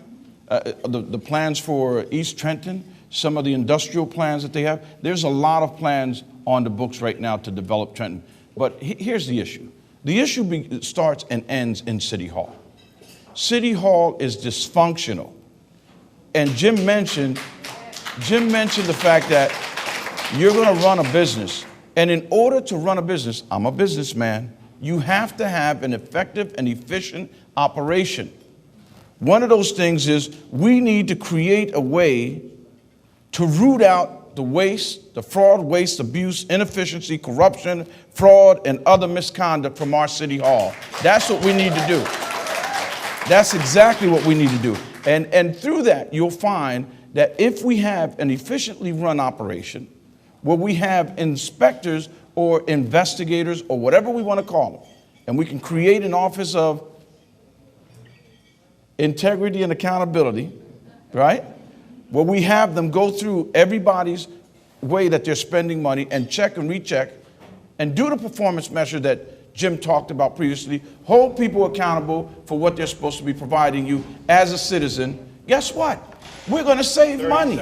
We're going to become more efficient. People are going to start looking at us like, I want to invest my money in Trenton because I'm going to get a return on investment. That's what I'm going to get.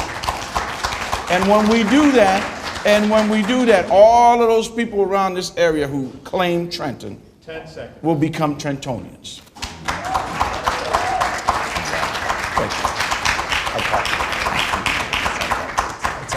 Thank you very much. Patrick Perez, candidate, Patrick Hall, candidate Hall. Do you have a plan for streamlining the development and inspections departments to increase productivity? Yes, absolutely. First of all, when it comes to the inspection department, I'm part of an organization called Beautiful, as well as Public Safety Coalition. We came together and developed a system whereby citizens who have a ministerial background were willing to come in and volunteer to help in the inspection department to move paperwork along. That's one way. Now, the problem with our inspection department is that even if we moved everything very, very quickly, which would be good, we'll have a problem with the court systems in terms of the court systems handling the work. That's one issue. Now, Cleveland Thomas explained to us the whole systematic way that it works. And I think that Cleveland Thompson is doing a fantastic job in what he's doing and the hand that he's dealt with. But when it comes to my experience as a businessman, we have to prioritize. The things that are going to make revenue for the city of Trenton are the things that we have to put on top of the table to say, this is important. These are things that have to be done. Our computer system inside not only the inspection department, but the entire city hall, we have half of a computer system, half of a filing system. We have individuals who don't understand. We have to cross-train everybody. And all of my businesses, it didn't matter who picked up the phone, everyone could answer a question or at least muddle through it. So we have to cross-train. We have to get a new system in place. We have to make sure that people are accountable for. Those are the things we have to do, and those are the plans that I have for the inspection department. Thank you.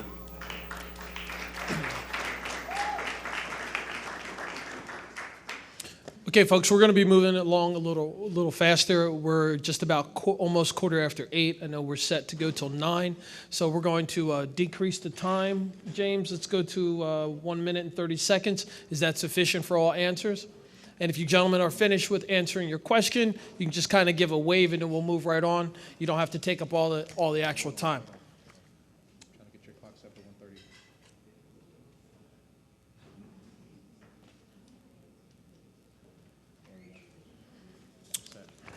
Okay, so we're all set on the time. Paul Perez, you were going to go first with this question. This is going to start gearing towards quality of life. What are your plans to make Trenton safer?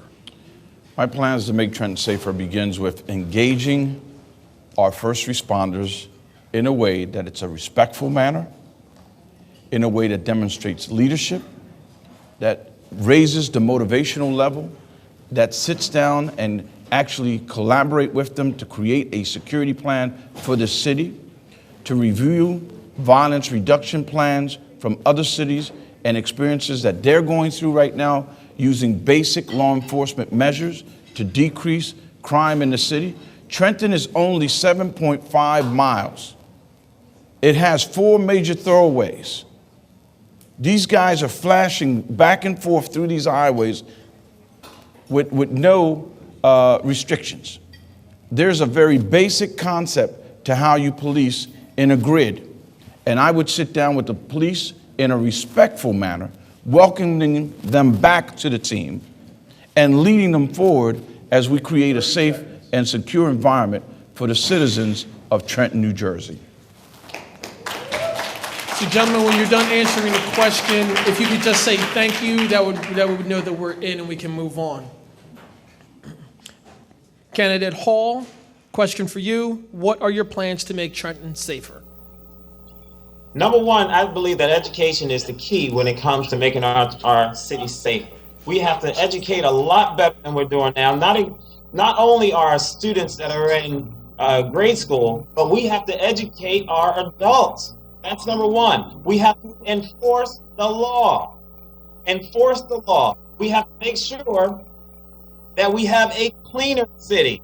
A cleaner city is a safer city. We need more lighting all over the place and even videos all over the place. Those are the things we need. When it comes to our police department, I'm going to initiate an oversight board for our police department. And what that is, if you take a look at studies in other cities that are similar, just take, for instance, back in Portland, Oregon, they used to average one murder per month.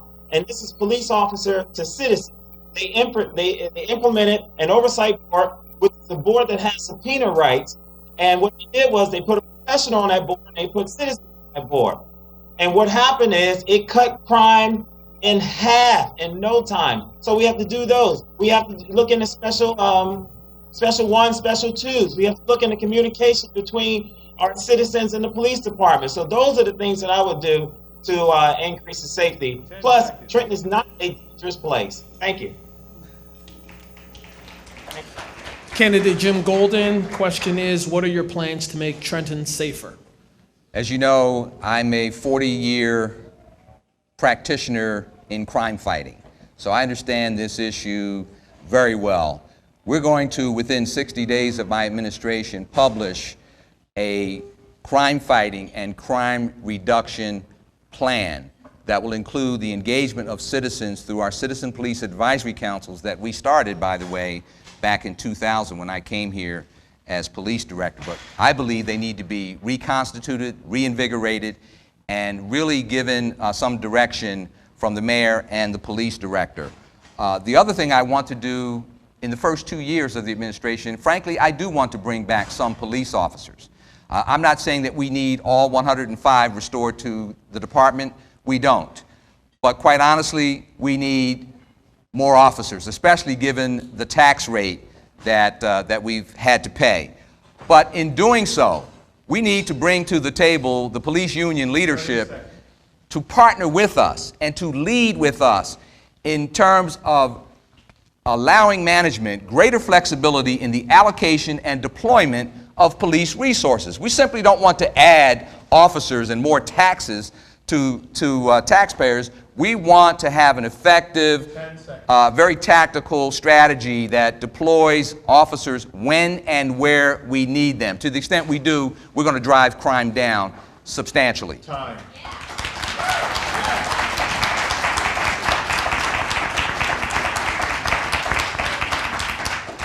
Candidate Patrick Hall, this question starts with you.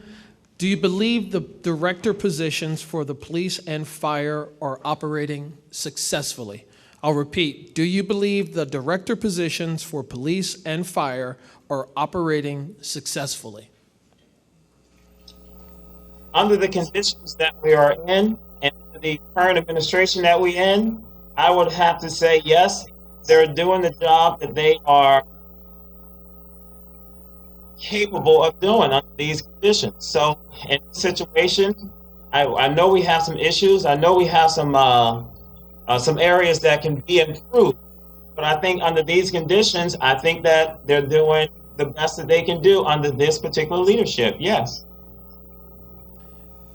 Can I ask you a follow-up question to that? Sure. Okay. So you believe that under the current conditions, they are operating successfully. What would you like to see differently about how the information is fed to them, how they could operate differently? I'm sorry, I didn't get the first question. All right, so how would you look at, what would you do differently to have them 30 operate more successfully? I'm sorry, I thought he said something. Okay, you said under the current conditions that you believe they are operating successfully. 10 seconds. Those current conditions, I would assume that you're saying that they're negative, correct? Absolutely. Okay. What could be better conditions for them to operate under? Time. I think that they should be more proactive. I think that they should be more involved in the community. I think that they should be more sensitive to people's feelings and needs and the properties of the community. Thank and I you. think that comes from the administration thank you. side. Thank you, Patrick.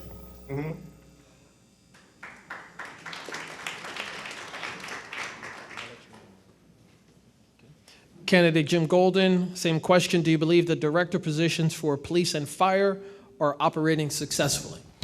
On the fire safety side, all indications are that the director is effective in leading his department.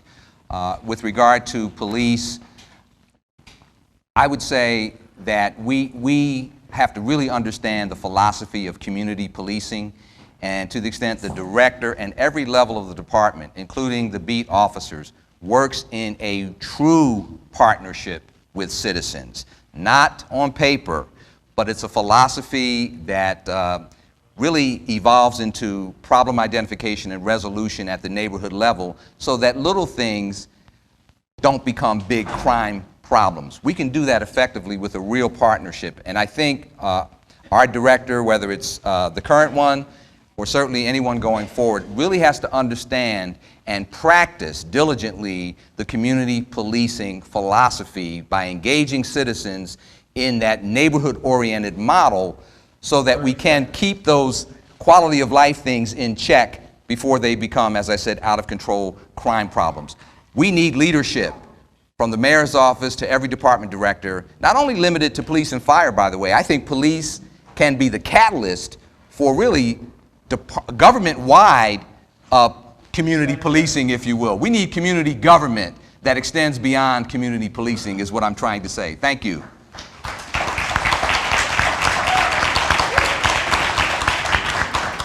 Candidate Perez, do you believe the director position for police and fire are operating successfully? The answer is absolutely not. Absolutely not. You know, the gentlemen, in all due respect to them, they're appointed to these positions, and they're responsible for our safety and security. That is the mayor's #1 responsibility, to keep us safe, to do good things, to know how to build coalitions with the members of city council, with the people on the street, with the people that they lead, so that we can have an effective operation when it comes to fire and safety and policing. And the answer would be no. I'll give you just 2 examples. You can't get city council to say yes to a $2.6 million increase so that you can have cops because you failed to give them a proper plan. Or you can't get $650,000 so that you can now get federal fundings to replace 16 fire trucks that are obsolete. That's leadership. It's not just what happens when the bell rings or when somebody calls 911. It's who do you look to right now when you're feeling not safe? Does a face pop up? If it doesn't, they failed. You should be able to know who keeps me safe. That's what those two gentlemen are responsible for, and they failed at it. Thank you very much.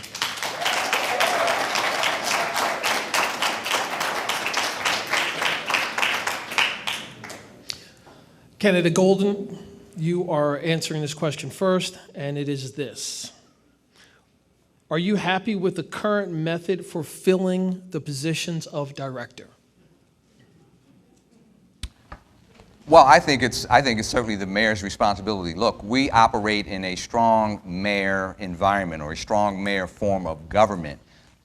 So as the chief executive, it is that individual's responsibility to appoint the best and highly qualified individuals they can identify. Obviously, there is a residency requirement, but there's also an exemption to that. My vision around appointments is that we attract the best and brightest, regardless of where they come from. This whole idea of separating ourselves from past failures and moving Trenton forward has to include the ability of the mayor's office to identify, as I said, highly qualified individuals to help lead this government. I don't think we ought to leave that to the state or to the Division of Community Affairs, similar to what has happened recently. I think we need to get that back, but the only way we get that back is by demonstrating that we have, first and foremost, a highly qualified mayor who demonstrates the ability to attract highly qualified individuals to his or her team. That is the key, and that's the direction we have to take. Thank you.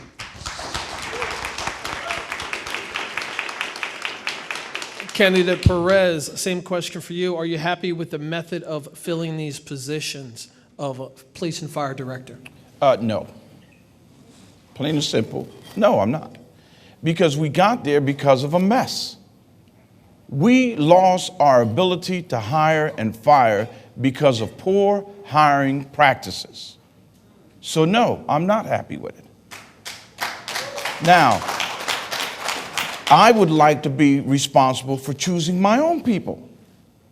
We know people who are very successful, who could come in here and work with a team of beautifully qualified professionals to build a coalition of a team that represents this community and move us forward from the atrocious crimes that are happening right now in the city streets, and then the conditions of our fire department. So would I want that? I would want that, yes. Would I want DCA to be involved? I think Jim is correct. We need to demonstrate that you have a competent, intelligent, connected, 30 seconds. honest man or woman in office that has integrity and honesty when it comes to fair hiring practices. Thank you very much.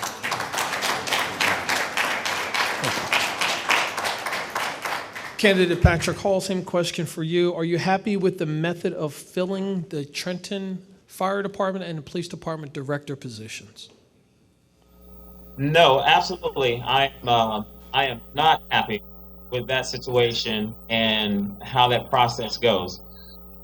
However, my method of how I will hire my directors are first going to come from a group of individuals that are forming a committee. That committee is not only going to analyze all of our current directors and decide whether or not these current directors are going to continue on with us or not, but there will be a group of individuals, professionals as well as citizens such as yourself, that are going to go through the process similar to what DCA is doing, except for you guys are going to actually come up with the top 2 candidates, which I will interview, and then pick which one to hire. See, because the directors that I hire have to understand that we are going to be very public. We're going to be out there when it comes to cleanups. When you guys have cleanup in the streets, our directors are going to be out there with you. They're going to be in the swimming pools. Those are the type of directors that I want to hire, the ones that are going to get involved in what we're doing and the public and the citizens. That's the way it should be. And that's the reason why I don't, on my campaign, everyone that's on my campaign signs a statement that says that I don't promise them a job or any financial gain now or in the future, because that's not the way we operate. Thank you, Patrick. Candidate Paul Perez, you're going to lead off the answer to this two-part question, and it is this. How can police be more proactive in crime fighting, and do you support random checkpoints? Good gracious, who came up with that one? This isn't Iraq, you know. Absolutely not. I don't support something like that. You know, that would be ridiculous. You know, what we need is a well-functioning, professional, highly motivated police force. The police have been beaten down. What they need is true leadership. Someone that's going to engage them. And I go back to what we said earlier, which is we need to engage the union. And we need to say to the union, hey, union, let's sit down. Let's talk about this in a way that's respectful and that we understand what we're here for. You made a contract with us. We said we're going to pay you $100 and some thousand a year, and you were going to give me a product back. Well, if you don't give me that product back, we need to take action. We don't need to make our citizens suffer because a few of them are misbehaving. We need a security plan that goes towards exactly what the problem is, and we don't get there by creating checkpoints. I haven't seen a checkpoint since Checkpoint Charlie in Germany. That is incredible. Thank you very much. That just threw me completely off. Wow. Am I going Patrick, we're again? going to get you up on full screen before you go ahead and answer this question. Hey, John, I can hear you still. You can repeat the question while we're doing it. Okay, can you hear us okay? Yes. Okay, so it's a two-part question. How can the police be more proactive in crime fighting, and do you support random checkpoints? Did you say police being more proactive? Correct. Okay. First of all, when it comes to being more proactive with the police department, it's a matter of getting out of the cars and getting on the street, walking the streets, just like they do in Philadelphia. You walk down South Street and you feel safe because the police officers are on the corner. That's exactly what we need in the city of Trenton. We need police officers to get back to the time where we used to have PAL, and the police officers went into the schools and talked to the students and understand and showed them what was right and what was wrong. We need those type of things. Those are the things we have to do. A second thing is this: when it comes to checkpoints, I believe in it wholeheartedly. We have to enforce the law. We have to understand that, yes, these are things that keep us safe. And anything that keeps us safe, I am all for. So, yes, I do believe that we should have checkpoints. I do believe back in 1981, let me tell you, there was a whole slew of crime and things that were going on. The state troopers came in, and one of the things they did was you knew that at any point in time you could be stopped and checked, and it didn't bother me because I knew that other people was being checked as well, and I felt safer, so it didn't bother me. So yes, we need to do everything we could possibly do to enforce the laws that we have and to ensure the safety of our citizens. So yes, everything we can possibly do, I believe we should do it. Yes. Time. Thank you. Candidate Jim Golden, how can police be more proactive in crime fighting, and do you support random checkpoints? Real community policing is a crime-fighting strategy that has at its core a real partnership between police and citizens. Look, we have a 7.5 square mile city, 4 wards. The challenges are different in different neighborhoods. So when you have a real partnership, police work with citizens to identify and solve neighborhood problems before you need a checkpoint.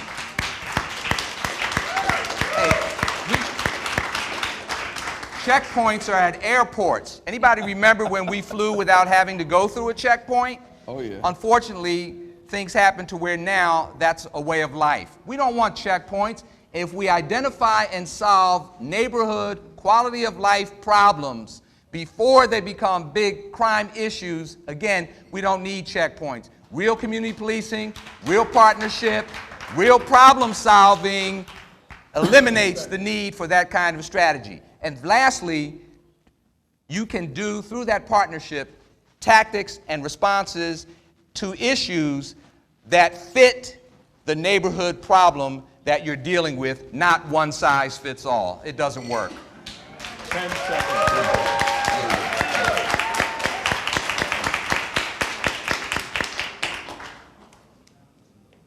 Okay, Patrick Hall, you are going to be going first on this next question, and the question is this. Do you believe the Trenton Police Department is operating at its maximum capacity? Do we need more officers or more efficient management?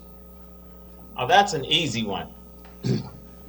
First of all, the question to the first one is absolutely not. The second one is yes, we do need more police officers, and we do need to run our police department in a much more efficient manner. Now, that could be some simple adjustments. Now, some of the adjustments they're probably making now, but you take more officers and you put more officers, you take more officers off of shifts where the crime rate is, or the crime rate is lower, and you put them on shift where they're higher. But those are professionals that come up with the concepts of what to do and how to do it. My job is to make sure I hire the right person, the right individuals that will oversee and see that those situations are taken care of. Yes, we need to be a lot more efficient, much better than what we are now. Hey, we can actually do what we need to do with the number of police officers we have now. Now, in any place you go, you're going to have some officers or individuals who are working in a position who are not doing, their full responsibility. And yes, there's ways to have checks and balances to secure that sort of thing. But yes, we can run a whole lot more efficient than we are. Thank you. No, you can have. Oh, okay.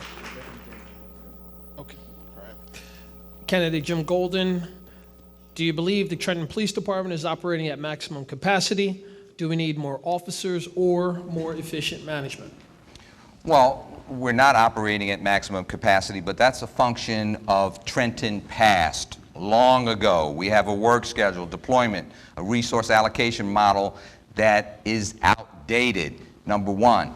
Secondly, it's a shift, frankly, and I said this when I was police director, that does not give us full capacity. You have to understand, 4 on, 4 off. There is no such thing as an 8-day work week. We have to do the math. When you compare 4 on, 4 off with a regular 40 shift, there's a wide variance there. So we need to change the resource allocation and deployment model, number one. But that is something, as I said, that occurred many years ago to render us more efficient. Secondly, more officers, yes. Over a 2-year period, we bring back 50 police officers to the force. I think with the right leadership in City Hall, we can find the money at the state, county, and local level to make that happen. But here's the caveat. Here's the thing. We have to get something in return for that. We need to change that shift schedule. We need to change the resource allocation model. As a practitioner, I will tell you, give me 50 officers with the ability to deploy them when and where they're needed to do target-specific 10 seconds. crime fighting and intervention. We will drive crime down significantly.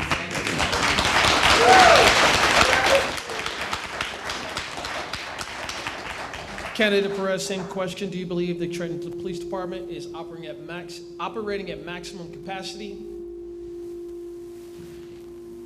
It's not me.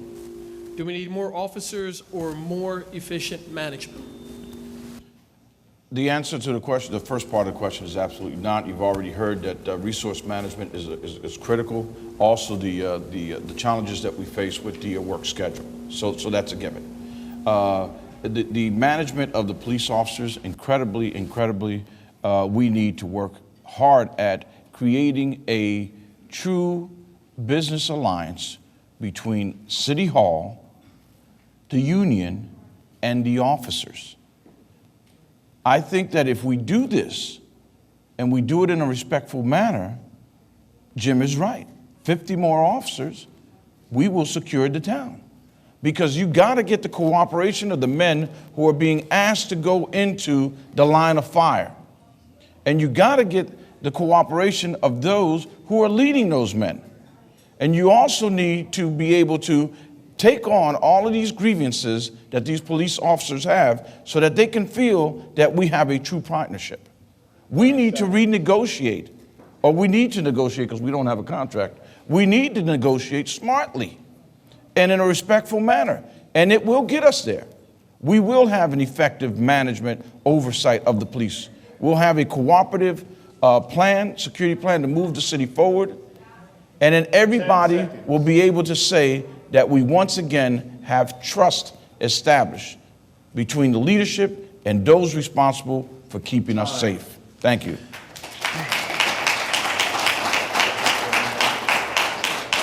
So thank you to all the candidates and for the audience. We've got just about 20 minutes left before we said that we were going to be done with the program portion.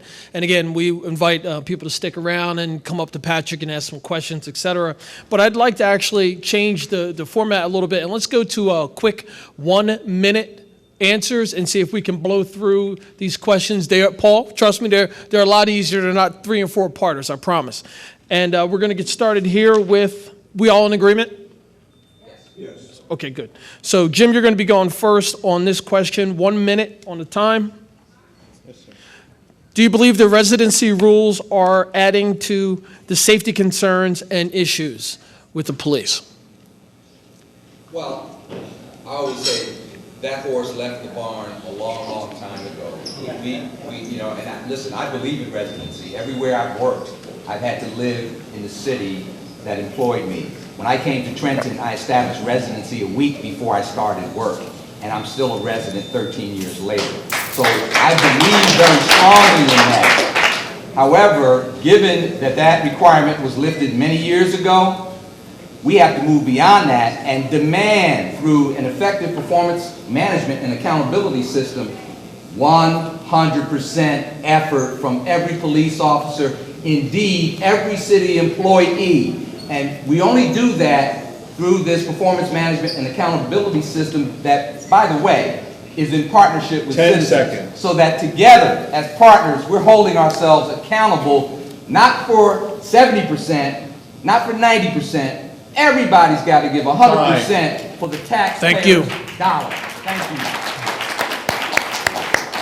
Paul Perez, candidate Paul Perez.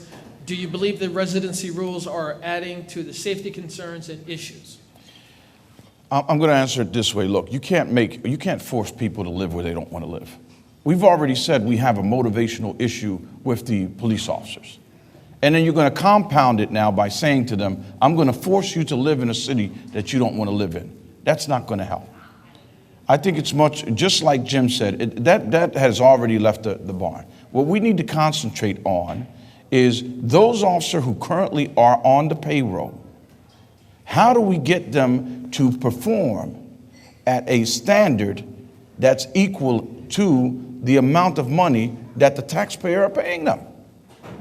And we do that through fantastic leadership. We call it extraordinary leadership. We can also do it through collaboration, cooperation, treating one another with respect, giving everybody an opportunity to have their grievances heard and answered, not forcing them to live in the city. If we make the city safe. Thank you.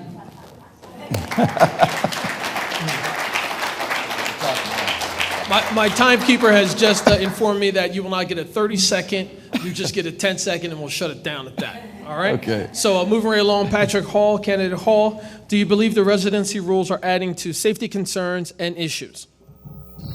Absolutely, yes. I believe that certain parts of our departments of the city of Trenton, especially in the police department, I believe that the police officers should live in the town or the city that they work in. Now, in other situations, maybe ministerial work, maybe not. But in this situation, I do believe that if you live in the city or the state that you're working in as a police officer, I believe that you will have much more skin in the game, as they say, and dealing with it. But at the same time, I also believe that we have got to change how Trenton operates and how we are looked upon, and start our general outlook as well. We have to become more welcoming so that police officers want to live in the city, and be forced to live in the city. Thank you.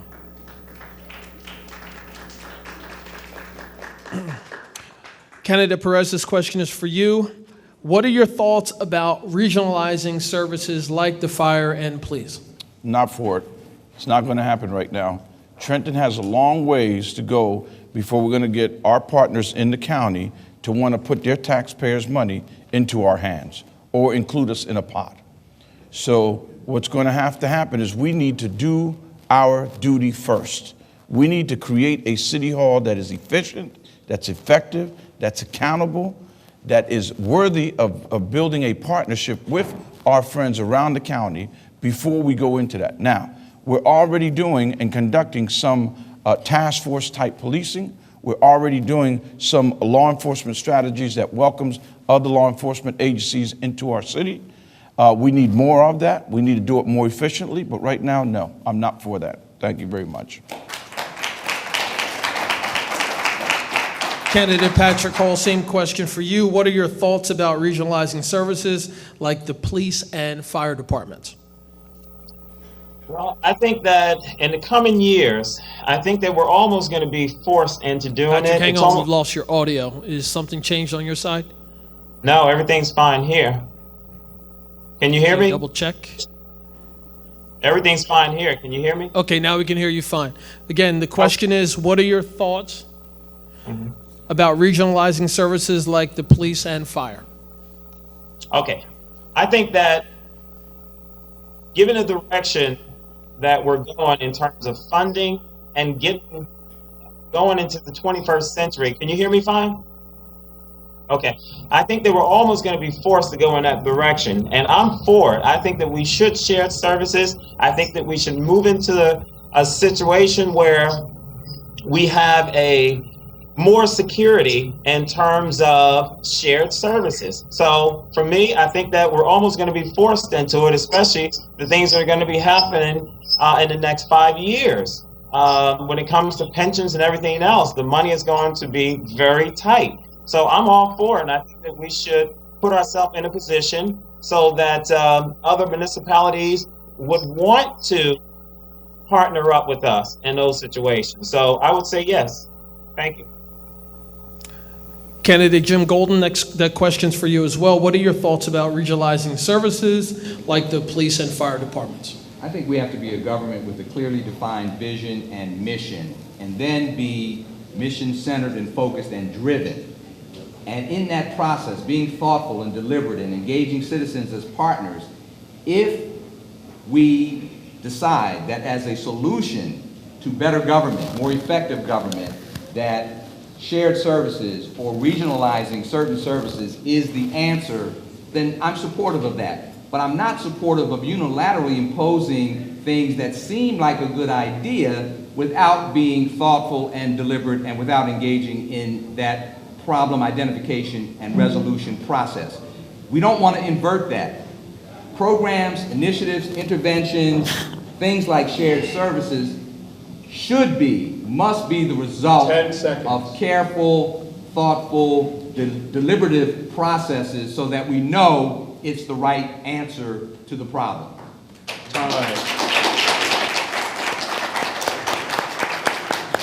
Okay, gentlemen, we're going to be switching gears a little bit.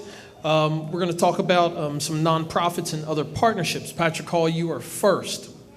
The city of Trenton and the region have successful nonprofits and faith-based organizations. Do you have some sort of a plan to partner with them? Absolutely. Absolutely. I believe that when it comes to educating... You lost your our audio adult- again. Oh. Can you get it? Okay, let's start again. Time Okay. set? Can you hear me? Yes, we're good. Okay. Yes, I heard yours. I can hear you guys. Okay. Yes, absolutely. I believe that especially when it comes to educating our citizens, we have an abundance amount of organizations in the city of Trenton that are doing some wonderful things. The problem is all of the citizens of Trenton don't know they exist. They don't understand where to go to get help in certain situations. So I think the biggest partnership should be the partnership between the administration or the city of Trenton and the organizations. That should be a huge partnership. Now, I have been working with organizations for a long time. And my theory is that you get organizations that need something that we have, and that is people. And we need what they have, which is skills. Put those together, and you have a true partnership. So yes, I have a plan to utilize almost every single organization in the city of Trenton and use their skill set. Thank you. Candidate Jim Golden, questions for you now. The city of Trenton and the region have successful nonprofit and faith-based organizations. Do you have a plan to partner with them? Indeed, we have many wonderful nonprofit organizations doing great work in and around Trenton. I participate in the Trenton Area Stakeholders Group, so I know what I'm talking about. They have to be full partners in this process. The range of services they provide is enormous, but unfortunately, not many people are aware of these organizations and what they do. There is an expectation, an excessive expectation, I believe in some cases, for government to do the things that these nonprofits and social service agencies are doing. They have to be, and they will be, full partners in my administration to make sure that we can sustain what they're doing and perhaps even improve it, but more importantly, making sure that our citizens are aware of what's available and connecting them to these nonprofit organizations. Time. Thank you. Mine going too? No, it's gone. It's gone also. Can you hear me? Oh, yeah. Power to the people. Okay, same question for you, Paul Perez. The city of Trenton and the region have successful nonprofits and faith-based organizations. Do you have a plan to partner with them? Whenever you go into a situation and you finally find something that works, why are you going to change it? That's the first thing. So yes, of course, we would engage them. We would figure out how can we put together a marketing plan so that those people who don't know about you will know about you, right? And then we'll start taking the inventory and say, where do we need most help? Where is the city lacking the most? And then if we have the responsible partner, then we need to figure out what are the legalities behind them helping us do that mission. Because our ultimate responsibility is providing superior customer service to our citizens. And if we have team members who can do that better than us, why not? Thank you very much.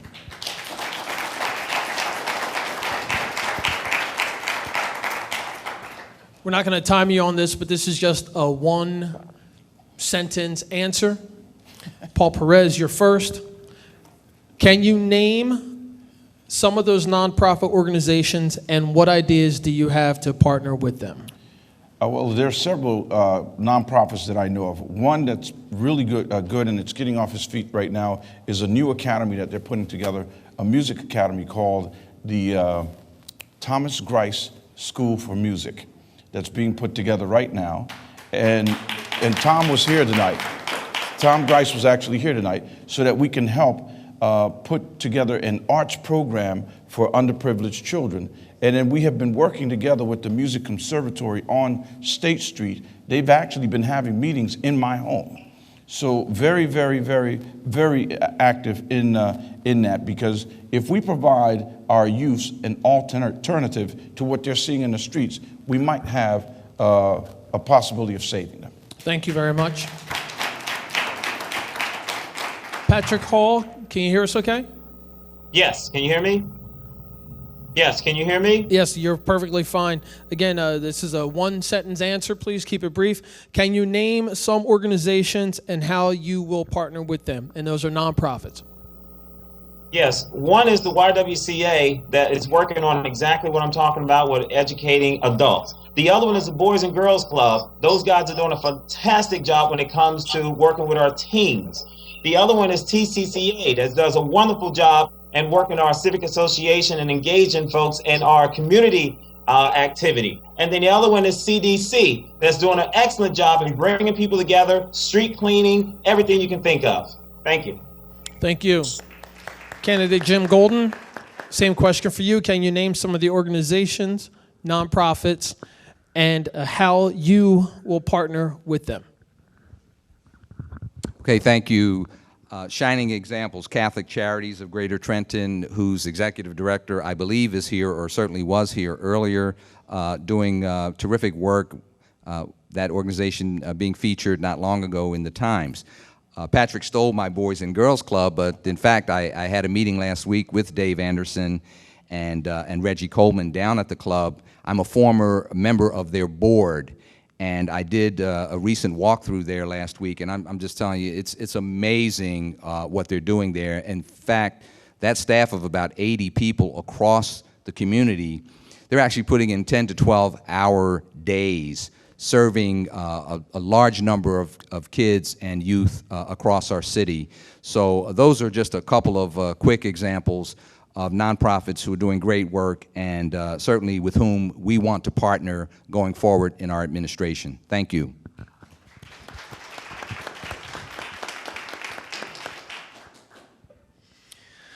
Okay, so I'm looking at the time and I'm trying to be as cognizant of everyone's time as possible. So we're about 4 minutes before 9. We told everyone that we would be finished at 9 and then we'd have the candidates have a little bit of time to meet and chat with anyone if folks are available and if they are interested. But before we get into that, first of all, I want to ask for a round of applause for the Big Easy Restaurant.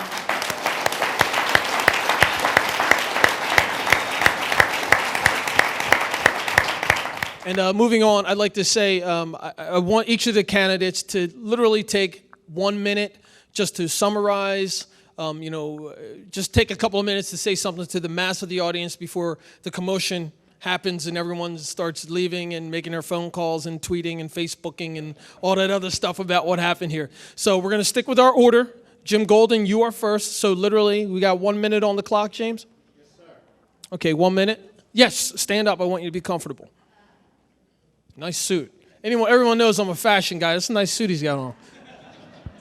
Thank you very much. I only want to stand. Oh.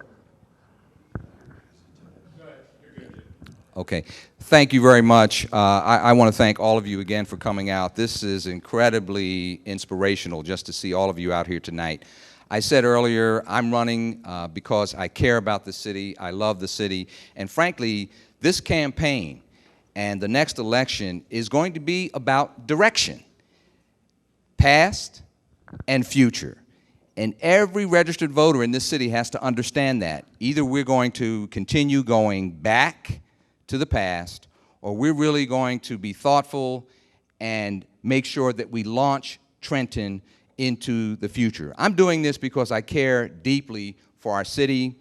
As I said earlier, not to have a job, but to do an incredibly difficult job, but one that doing it together with you, I believe we can get done. So I appreciate you coming out tonight. I look forward to many more of these forums. I will be at every one that I'm physically able to attend. Thank you all very much.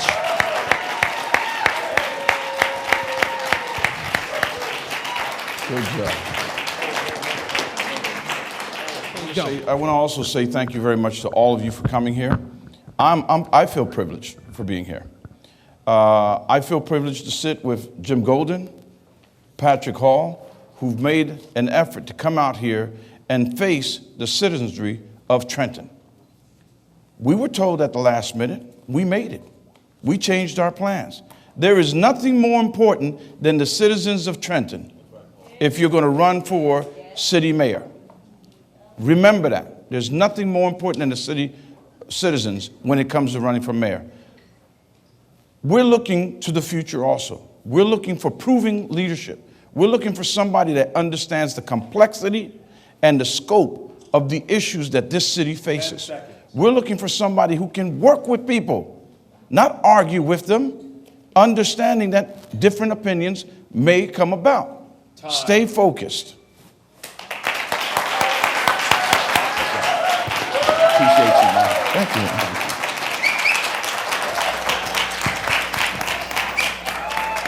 All right, can you hear me? Patrick, Can you hear me? us? Yes, can you hear me? Yes, you're all set. Are you ready to go? Yes, sir. Okay, 1 minute on the clock. Okay, first of all, I want to thank you guys, Trenton elect, and I want to thank the rest of you citizens that came out to watch us and hear all of this. And I also like to thank the colleagues. They know that I meet with them, and I've been to each one of their announcements. I'm the kind of person that says, look, you know what? Hey, we're all in it for the same reason, to help Trenton. That's what we're all in this reason in this race for. So I don't mind going to these guys. We talk all the time. We meet for lunch. I don't mind that. As a matter of fact, Paul Perez is setting up a date to come over to the house for dinner, him and his wife. And that's the kind of person, you know, have to be. So, you know, at the end of the day, we have to work together. If we don't work together, nothing's going to happen. I believe that we need honesty, we need integrity, and we also need vision. And that's what I bring to the table. Thank you, guys. I appreciate it.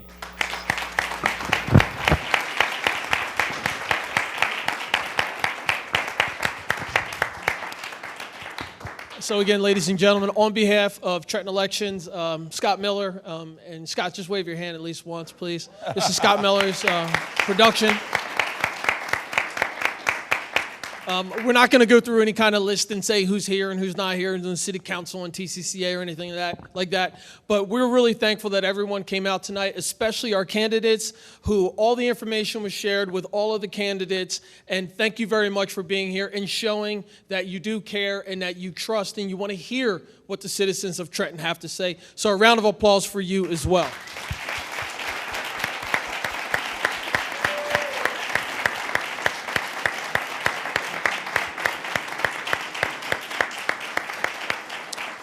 And finally, going forward, just to let everyone know, we are planning on having more forums like this that will deal with different subject matter. So please visit the Trenton Elections Facebook page, and shortly the video from this event will be up on YouTube, and you'll be able to find it by posting in Trenton Elections on YouTube. So meet the candidates. Thank you.